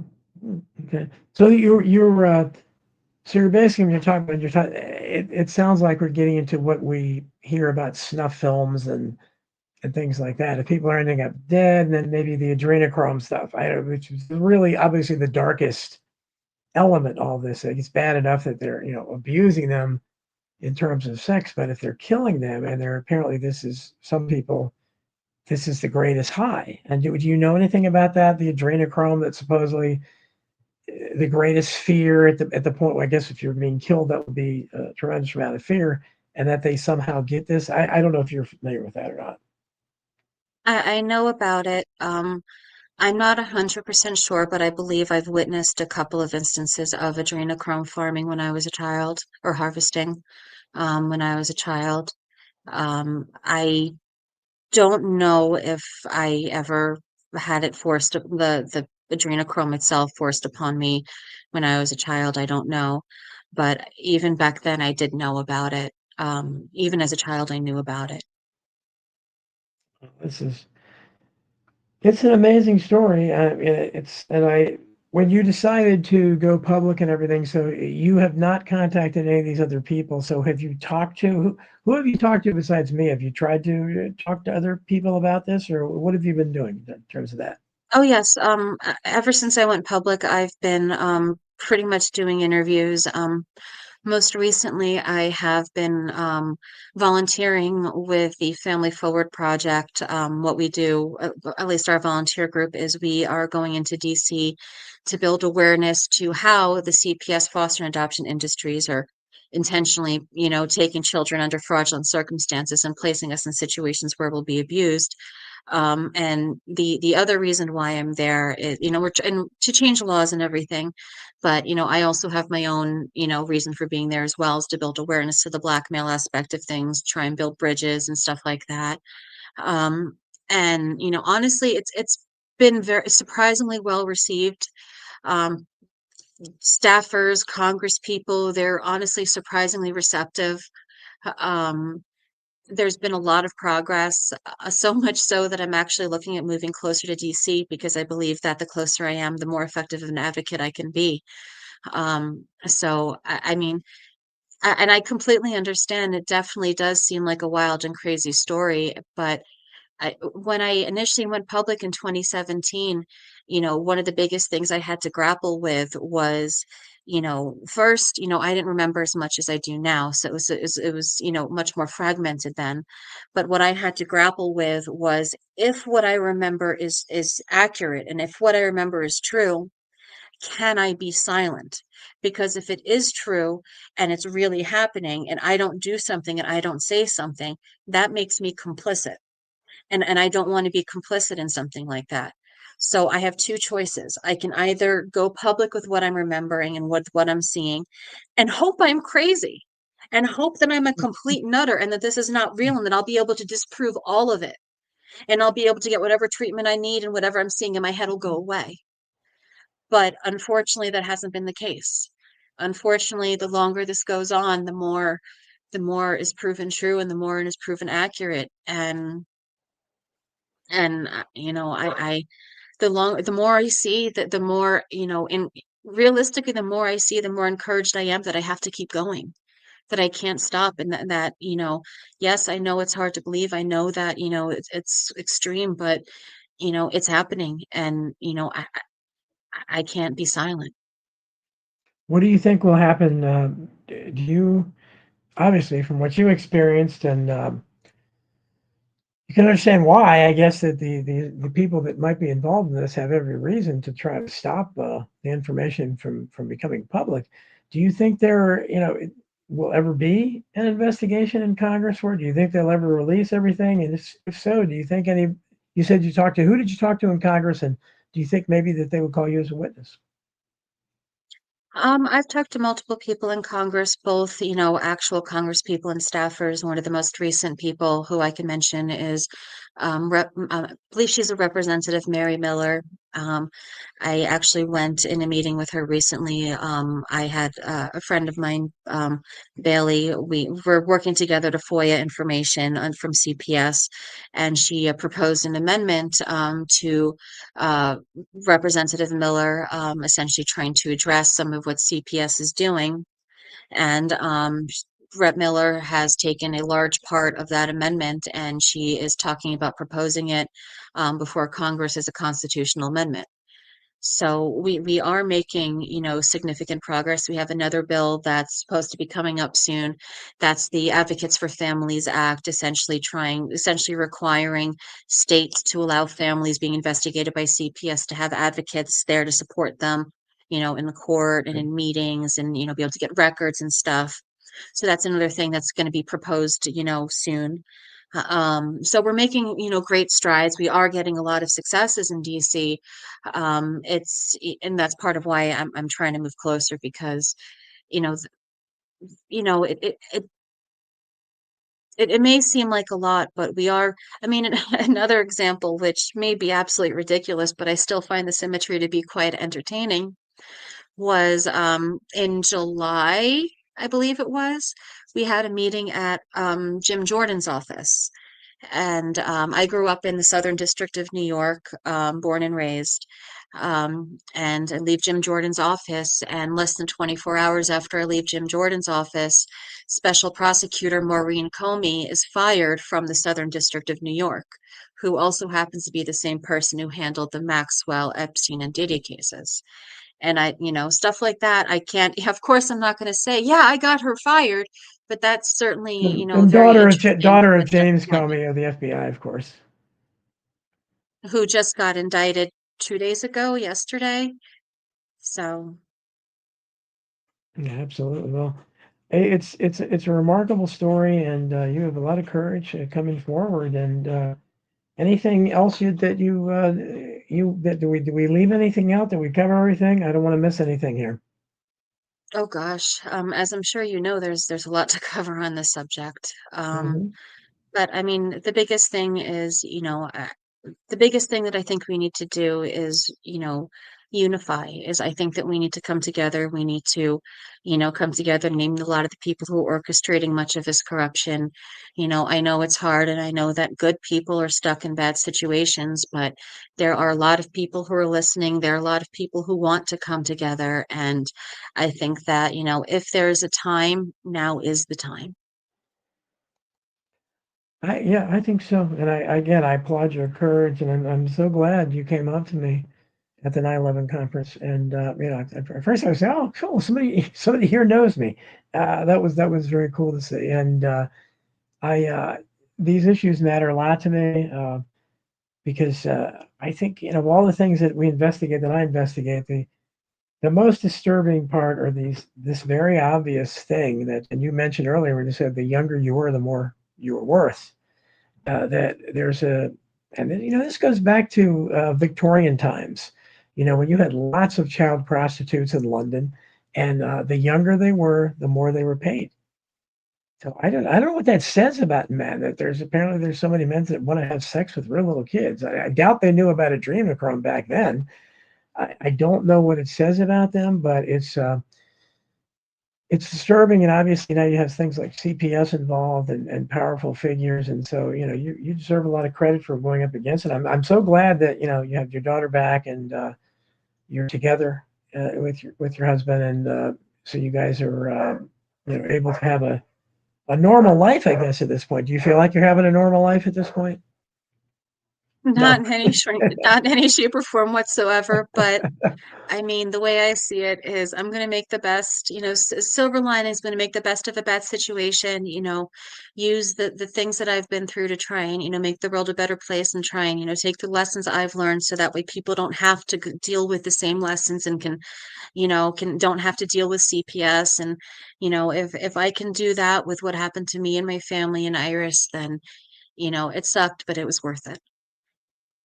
Well, that's again your profile and courage. I really appreciate you coming on. I'm glad we met, and keep in touch. Let me know of any updates or anything, and let me know if I don't hear about Terry. I hope that she lets me know how she does in Congress. I appreciate both of you coming on, and my Thank best to you. And I wish you the best of luck, and I do hope. I mean, I don't know that any of us have a normal life, but I hope at some point it turns into a peaceful life, and you don't have to worry about any of this craziness. And you're remarkably adjusted, I think, considering everything you went through. So, God bless you. thank you. Thank you. Thanks so I much. appreciate it. And thank you for everything you're doing too. I believe you said earlier, the fact that you call us conspiracy theorists is a little ridiculous, but we just Yeah. see patterns. We recognize it. We see what they're doing. And if it wasn't for people like you, then people like me wouldn't be able to stand up the way that we are. So thank you. Well, I appreciate that, and I prefer to. I'm taking on the mantle of thought criminal. I'm a proud thought criminal. I think that's what we should be called. So we're thought criminals. I I love it. like that better. Thank you very much, Jennifer Guskin. Take care. Thanks for coming to the show. Bye. Okay, folks. So we have a little bit of time left. We can try. Although I got to tell you, I'm a little disappointed with the numbers today. I'm not sure. Not sure what's happening in the chat. I don't see as many of the usual names, and people are not chatting for some reason. Over in Rockfin, I don't know what's going on over there. I don't have to do to wake you guys up over in Rockfin. I'm sure tomorrow, America Unplugged, there'll be tons of people there, and you guys will be uh, commenting up a storm. So anyway, I'd like to see your comments, and I'm gonna put this. I'm gonna put the because I hear from you guys that you like the new thing about trying to take video calls. So I'm going to put the link in the chat here, and any of you that want to come on, there's the chat under my name and Tony's name. So would love to see you, love to talk with you. I value my audience, and so I love seeing what some of you look like and hearing your voices. It's great. Thank you. Ken in Power says he's listening to the rest of it while he's making dinner. Okay, good to see you here. Okay, Bronx Stopper said maybe they were like him and didn't get a notification. Well, I don't know what kind of notification you guys get, but I'm barely clinging to YouTube, and because of the nature of this, it kind of strays over into the forbidden area of medical misinformation, as they call anything. When I try to touch in that area, I will probably delete this instantly from Facebook as soon as I'm off, and it'll go up on Rumble though. I'm putting more and more of these shows up on Rumble. And my Rumble channel, I think, is under Author Jeffries, but please subscribe to me there. I need more subscribers there. It's pretty pathetic. And because I know a lot of people say transition to Rumble, and I want to, but I need to have some support over there. So I need more subscribers, and I need people to when I go there, give it a thumbs up. Watch, even if you've already seen the show, press play and watch it for a minute or whatever. I don't think it takes even that long for it to tabulate a view, because you need views and likes. Again, like everything else, like I tell you guys about Amazon, about the importance of if you like my book or my books, um, give it a rating. You don't even have to review it anymore. Just give it a rating. Give it 5 stars, because those numbers are important. People are followers. So whether it's Rumble or Amazon or anywhere else, the people that are straying by and happen upon your channel or your page are going to look at it and say, oh, that guy, okay, he must be somebody, and they'll be much more likely to join in. to follow or subscribe. And same thing for X, Twitter. I've been shadow banned there for a long time. It's easing up. I'm growing slowly but surely, but man, they take followers away. They unfollow people. People have told me I followed you like 10 times, and they keep unfollowing you. They're still playing games, but you can help by doing that again as well, because I can tell you that a lot of, especially a lot of what I call conspiracy celebrities, a lot of the people, if they look and see, I think I have like 6,500 followers on Twitter or something, which is really nothing. I should have way more than that, but it's they don't let it happen. So I need people to follow. Even if you're on X, please give me a follow there, because I need more follows. And I don't want to resort to paying for, because I that's what I hear from a lot of people, because I don't.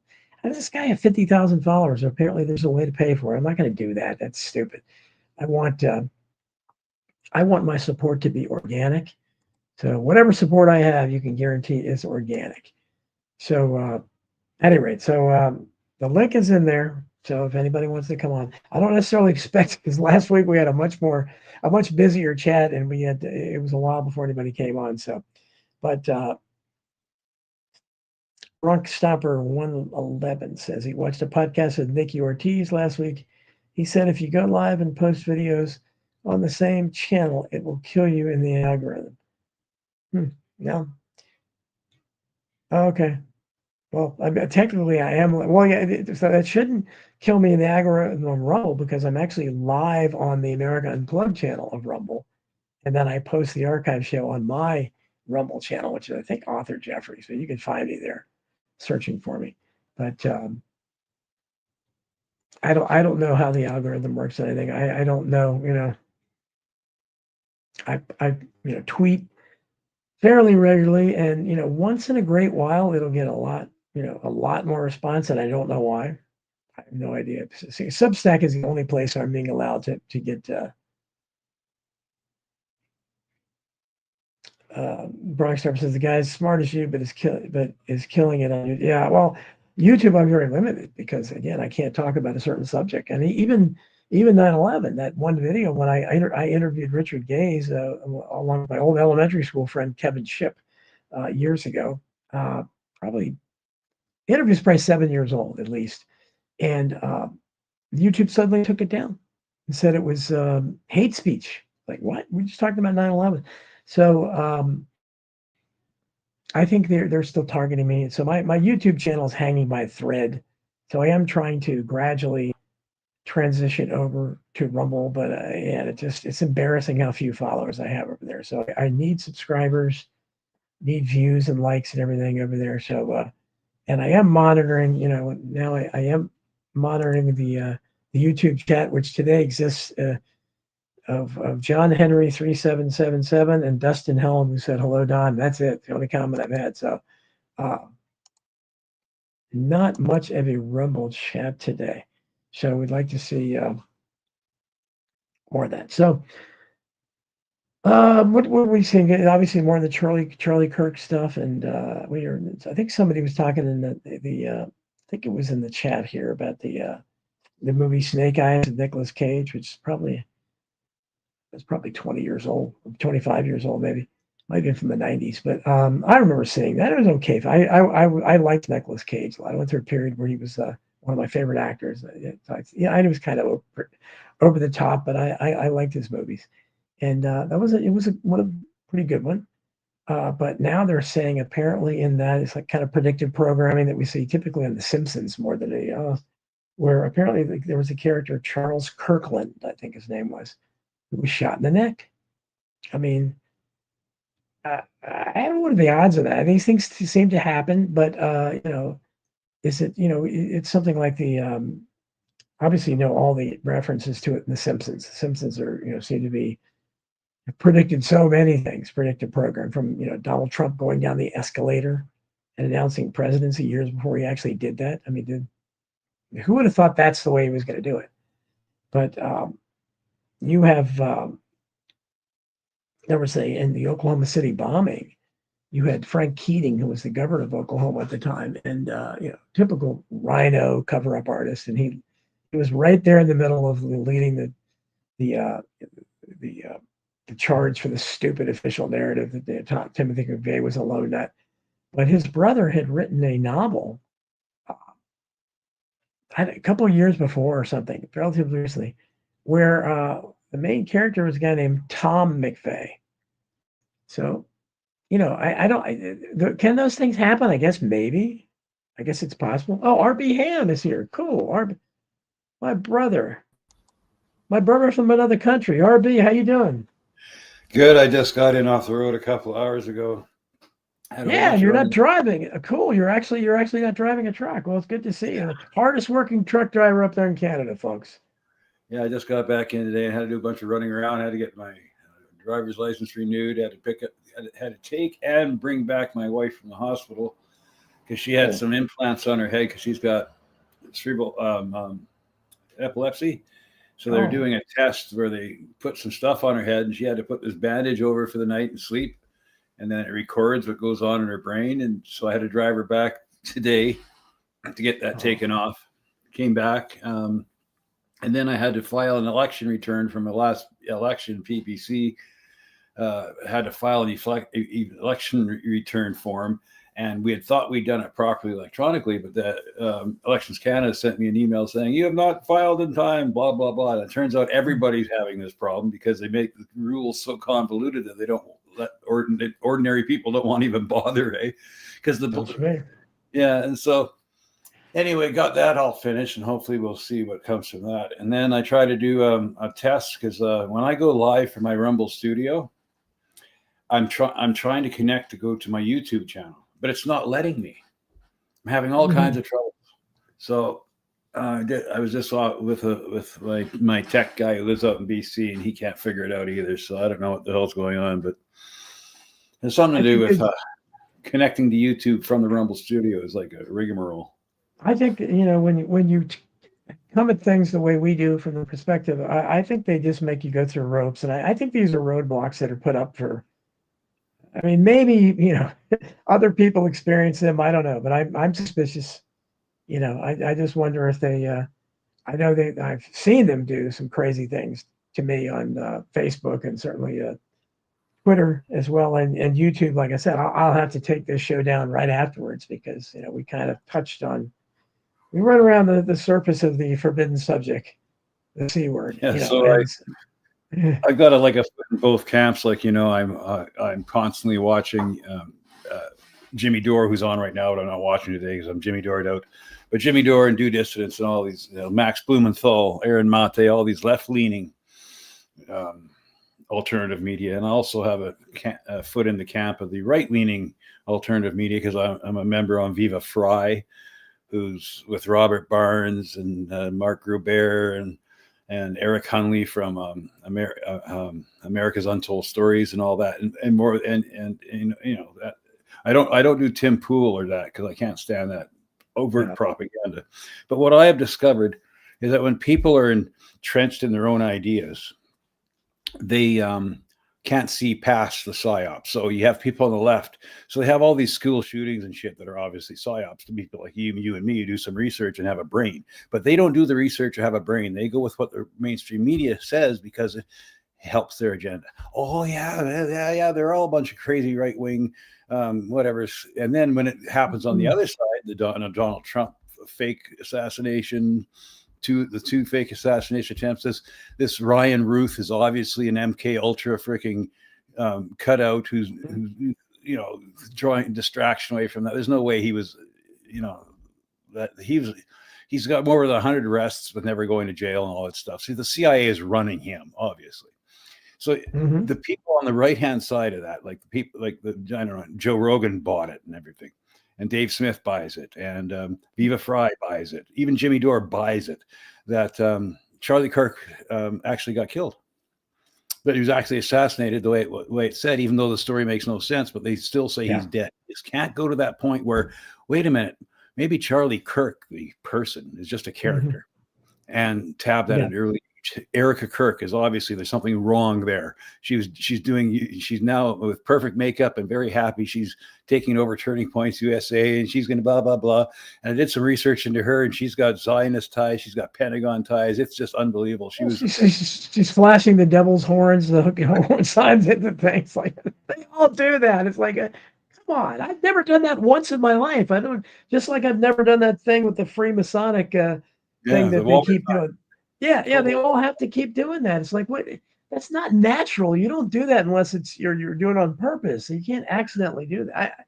But the whole thing is, the people on that, the people who these MAGA types, that even though the Epstein files are not, you're never going to see them, buddy. Even though Donald Trump is obviously a Shabbos goy, loves Israel beyond anything else, and all this stuff, the MAGA people will still believe that Kirk was killed, and his memorial was a wonderful thing, and it wasn't a the Nuremberg Rally 2.0, which I thought it was, especially when Stephen Miller got up there and started ranting like Joseph Goebbels.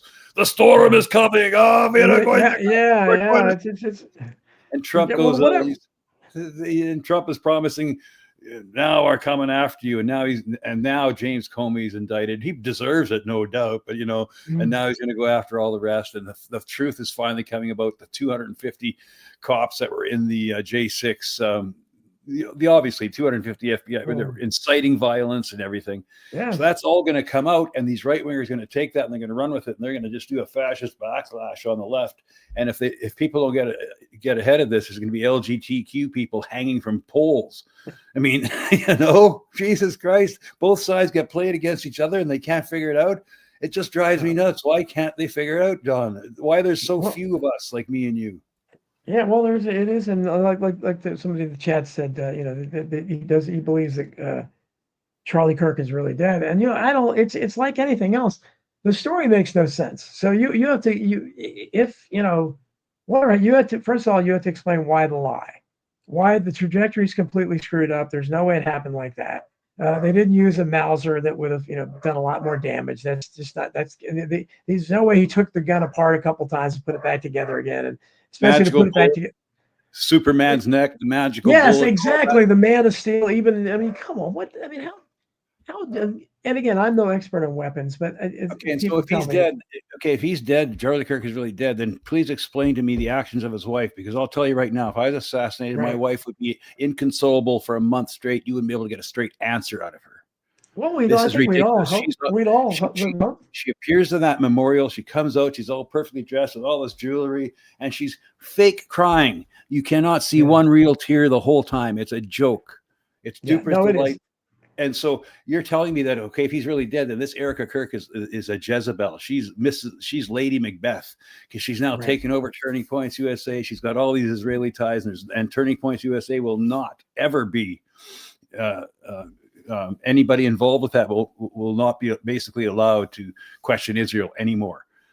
So what you're saying then is the only thing that makes sense and who benefits. Well, Charlie Kirk was killed by people he trusted who was on his own side, and that includes people like Donald Trump, because Donald Trump benefits from it. The Israeli lobby benefits from it. Erica Kirk, Turning Points USA, they probably got billions of dollars more already now. It's just please, people, use your brain. So if I prefer to think that they run these ops and they tell certain ones that are up high enough and can be recycled into another mission that, look, if they killed all of them off, they wouldn't have anybody else willing to do this PSYOP thing. How do you get these PSYOP people to go along with it? Well, you tell them you're doing it for the greater good. The end justifies the means. Sure, you're acting in this one role, but we're going to find another role for you, and because we've got to get Christianity back, we've got to get order back. We're bringing back, because a lot of these people are biblically entranced, like these Zionist Christians. They believe this magical biblical story. They really believe it. They believe in the rapture. They believe this stuff is coming. It's easy to fool people like that into going along with something like this. And here we got Bronx Stomper 111 is in the room. Bronx Stomper. Hey, Bronx Stomper. Nice to meet you. That's a great name. Yeah. Hey, how's it going?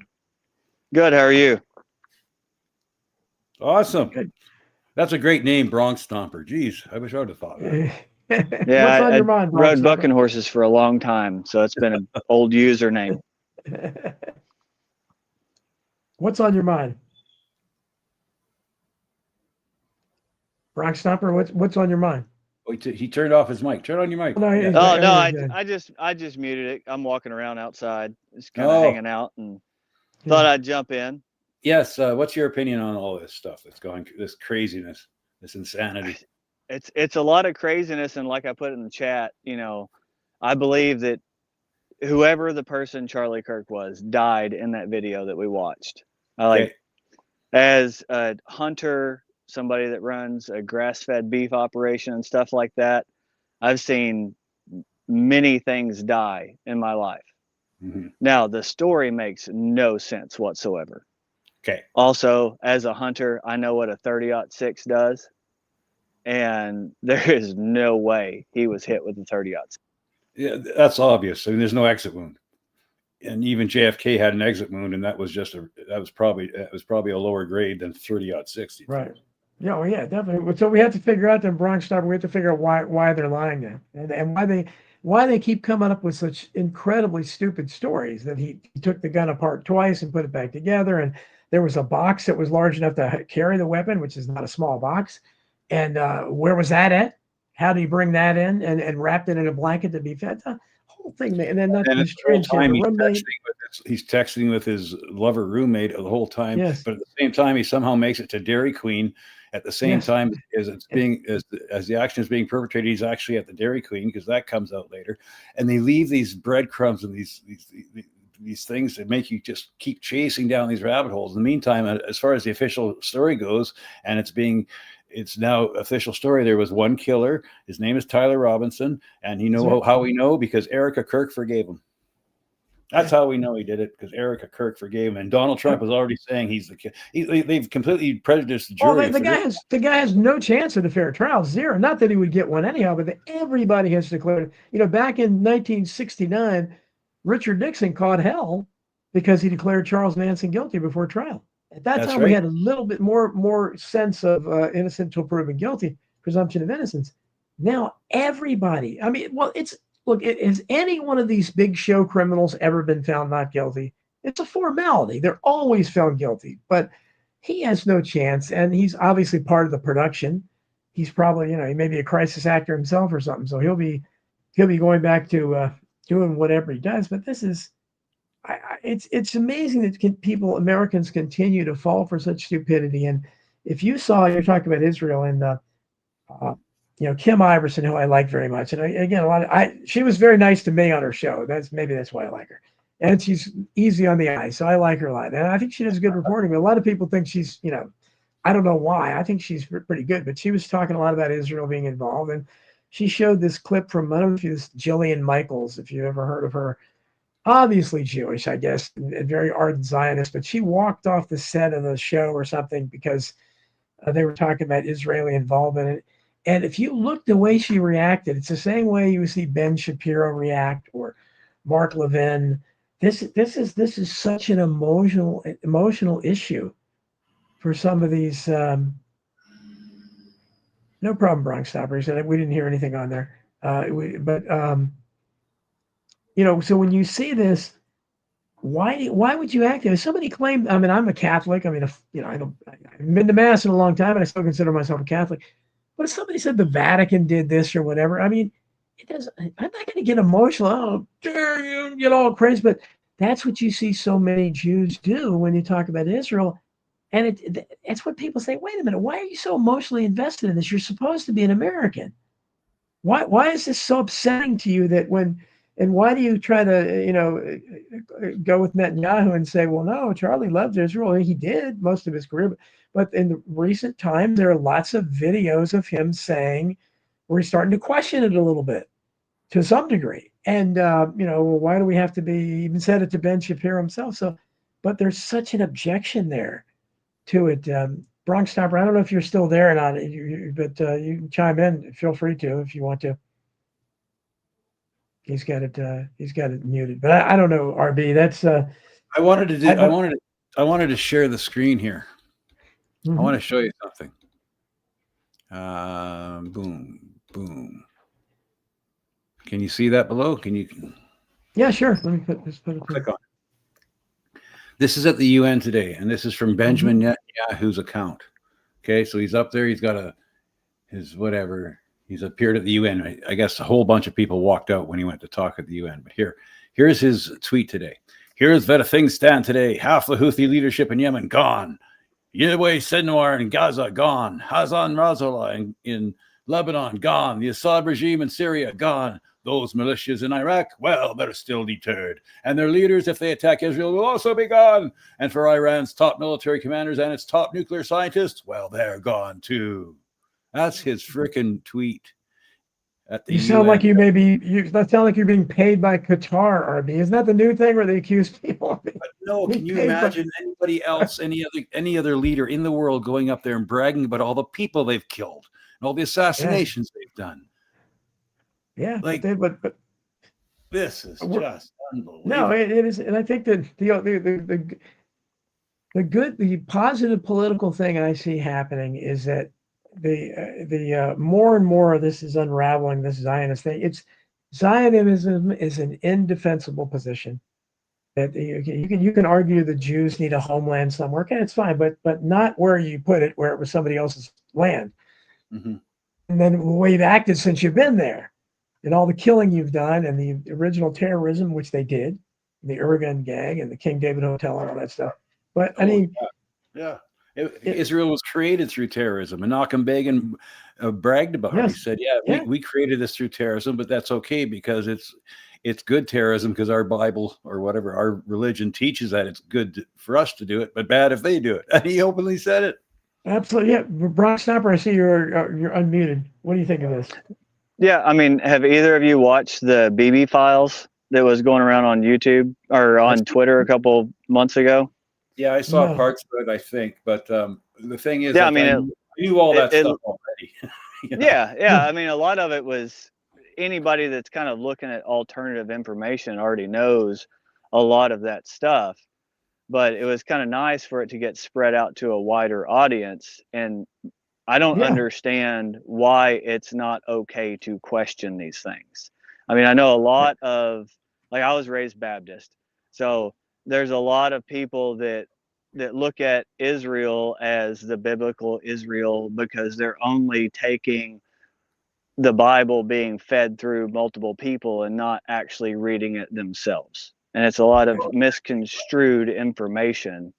It's a completely different I think Bible. That's why the blindness to Israel is so prevalent in the right and the conservative and the evangelical. It's because so many of them haven't dug into and read themselves and actually deciphered it. They're being told what the Schofield Bible says, and the Schofield Bible was introduced 100 years ago to do this exact thing to get the Christian people behind the idea of a political state of Israel, because they knew it was coming and they had to pave the way for it and get Christians behind it. But the thing is, it's a two-edged sword. So you got these Zionist Christians believing that we got to support Israel and Israel's got to be become powerful in the Middle East, because once it does, it will attract a huge Middle Eastern war, which will bring about the apocalypse, which will bring about the rapture, which will bring Jesus back, walking down on the piles of corpses in Jerusalem. When he gets down there with his flaming sword, guess what, Jews? If you don't convert to Christianity, you go to the depths of hell forever. And so that part of the equation is never talked about. That's a hilarious it's a crazy death cult. It is, and it's again, as a Catholic, nothing like this was discussed. When I was very young, especially, it was openly talked about all the time. It was stressed that the Jews killed Christ, which I think is kind of unfair because, but it's historically true. The Romans are the actual ones who killed him, and the Jews. But they're trying to, but the Sanhedrin, the Jewish power structure, they blamed them for that because they want Jesus around because Jesus was a threat to their power. They said, "Give us Barabbas." They wanted they wanted a common theme. So, and I think it's a little unfair because that's talking about blaming modern, because that's not even the same religion. Modern Jews have nothing in common with the ancient Hebrews. Exactly, and that's part of the problem is that they've conflated that. And whatever the Khazars and all this, I don't even know what any of that means, but I do know that it's insane. And I've tried to talk to people that, look, even if you believe this, I understand we all love to, I believe in Christ. So the second coming of Christ is something I would welcome. But this, to be wanting to believe you have to go through this war, this Armageddon to get it, and that we can't stop it. Because if we do, that the good stuff won't happen. That's insane because a just God would want you to stop violence, would want you to stop war, I think, but you can't talk to these people. And I believe that the only thing keeping Zionism alive at all is Christian Zionism. Because if it wasn't for the support of all these Christians, there's no way it could happen. But you're right. And Charlie Kirk was one of the new type of Schofield Bible type Christians that were his job, and a lot of these people on the right were to talk to college students and throw them red meat with the transgenders and DEI and affirmative action, all that stuff. And we agree with you on that, and say stuff that we can agree with culturally, but always make it so that Hamas is the bad guy and the terrorist, and we have to stick by Israel. And I think that's what was happening at the end, where Charlie was beginning to question it. We're almost out of time, though. Bronco, you have anything, Bronx Stopper? You have anything else to add to this? And then I want to go to RB. No, not really. I just thanks for letting me be part of the conversation. Oh, anytime, brother. It's nice hearing your voice, and I appreciate you listening to the show. Yeah, no problem. Thank you. Yeah, take care. RB Ham. So again, sorry, I have to have you on as a guest sometime when we'll talk about more of the stuff. RB has had me on Beyond the Pale many times, and I was on there the last. I'm not on this Saturday, am I? I don't think. Saturday I've got Salim Mansouri, our esteemed friend Salim Mansouri. Oh, yes.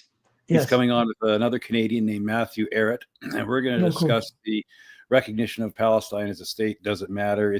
Or is it just a freaking symbolic gesture? Because all these states like Canada, the UK, and other whatever, France, that have recognized Palestine as a state, well, they're still sending arms and weapons to Israel at the same time. So what's the point? And as we can see, Netanyahu's going to hold. There's no holds barred. They're wiping out Gaza. They're turning it into a parking lot, and they're going to send all those Gazans streaming into the Sinai desert. And then it's going to be a showdown with Egypt. Will Egypt fight back, or they'll do as the U.S. tells them? Because the Egyptian president was installed by our CIA, and he does what the U.S. tells him to.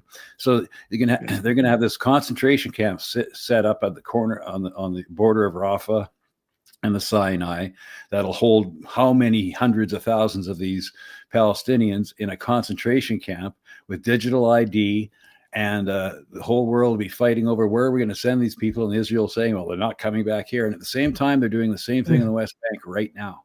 People don't realize they're getting prepared to do the same thing in the West Bank right now. They've ringed all the towns with killer settlers and IDF people, and they're just waiting for the order from Ben-Gvir or Smotrich to go in there and finish the job. And the West Bank is next. And all the Palestinian Christians, guess what? You're going to.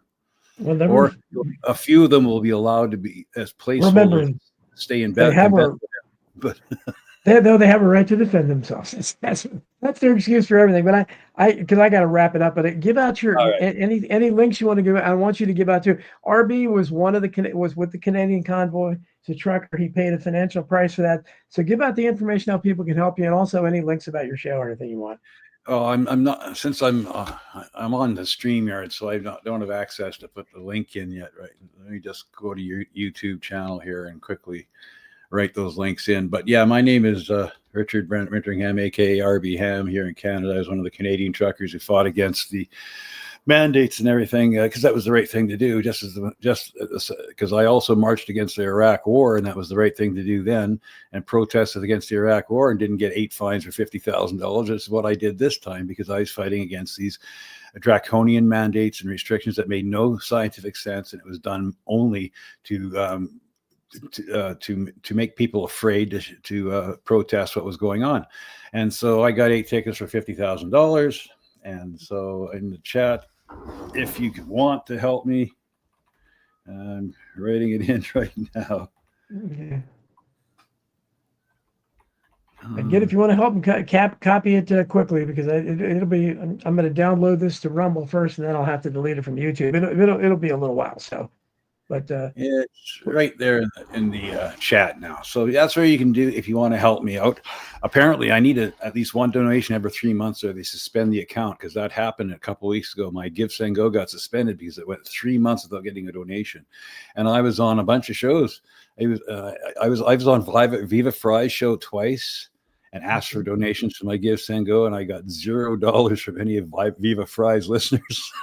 Jimmy Dore's, when I was on Jimmy Dore, I got a lot of donations then, but the best time I got the donations was when my lawyer John Carpe for the Justice Center of Constitutional Freedoms, after they failed to win my case, they felt bad, so they did a mass email, and I got a bunch of donations from. Well, I think you what you got to do, RB, you have to murder somebody, or maybe call somebody a bad word at a park or something, and then I got a live stream. $1 million. Got to live stream myself killing an immigrant, and I'll be a rich man. Yeah, that's right. You have to figure out the best way. Brother, it's always great to talk to you. RB Ham doing great work up there in the Great White North. So this Saturday at 9 o'clock Eastern Standard Time, go to Beyond the Pale on Rumble and watch my latest podcast with Salim Mansour and Matthew Arrett. It's going to be fascinating. Salim Mansour, as Don knows, is brilliant, vast. Yes. He's a fount of knowledge, and Matthew Arrett is the same. He's written a whole bunch of books. Here's two of them. Where are we? Oh my God, I've got so many books. Here's my Whitney Webb books anyway. I got the two Whitney Webb books, so and I got Donald Jeffries' book, and where are you? Did I hide you?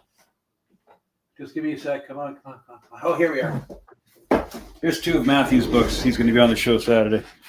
The Forgotten Struggle of Progress, the John Diefenbaker years, and Caught Between Two Worlds. This is a fascinating book. How an Empire Perverted Canada's Destiny. At the start of in 1867, when Canada decided to become independent, there was two schools of thought. We should be like the United States and have our own constitution, or we should just become a satellite, belong with the Commonwealth, with the Imperial British, right? Well, we had a chance at that point to become more like you guys and actually have our own constitution and get away from the king. But it was voted down by and so ever since then, we've had, we're nothing more than an appendage of the British Empire. Yeah, and now what's happening is because of your economic and because of the United States economic might, we are basically an Anglo-American appendage.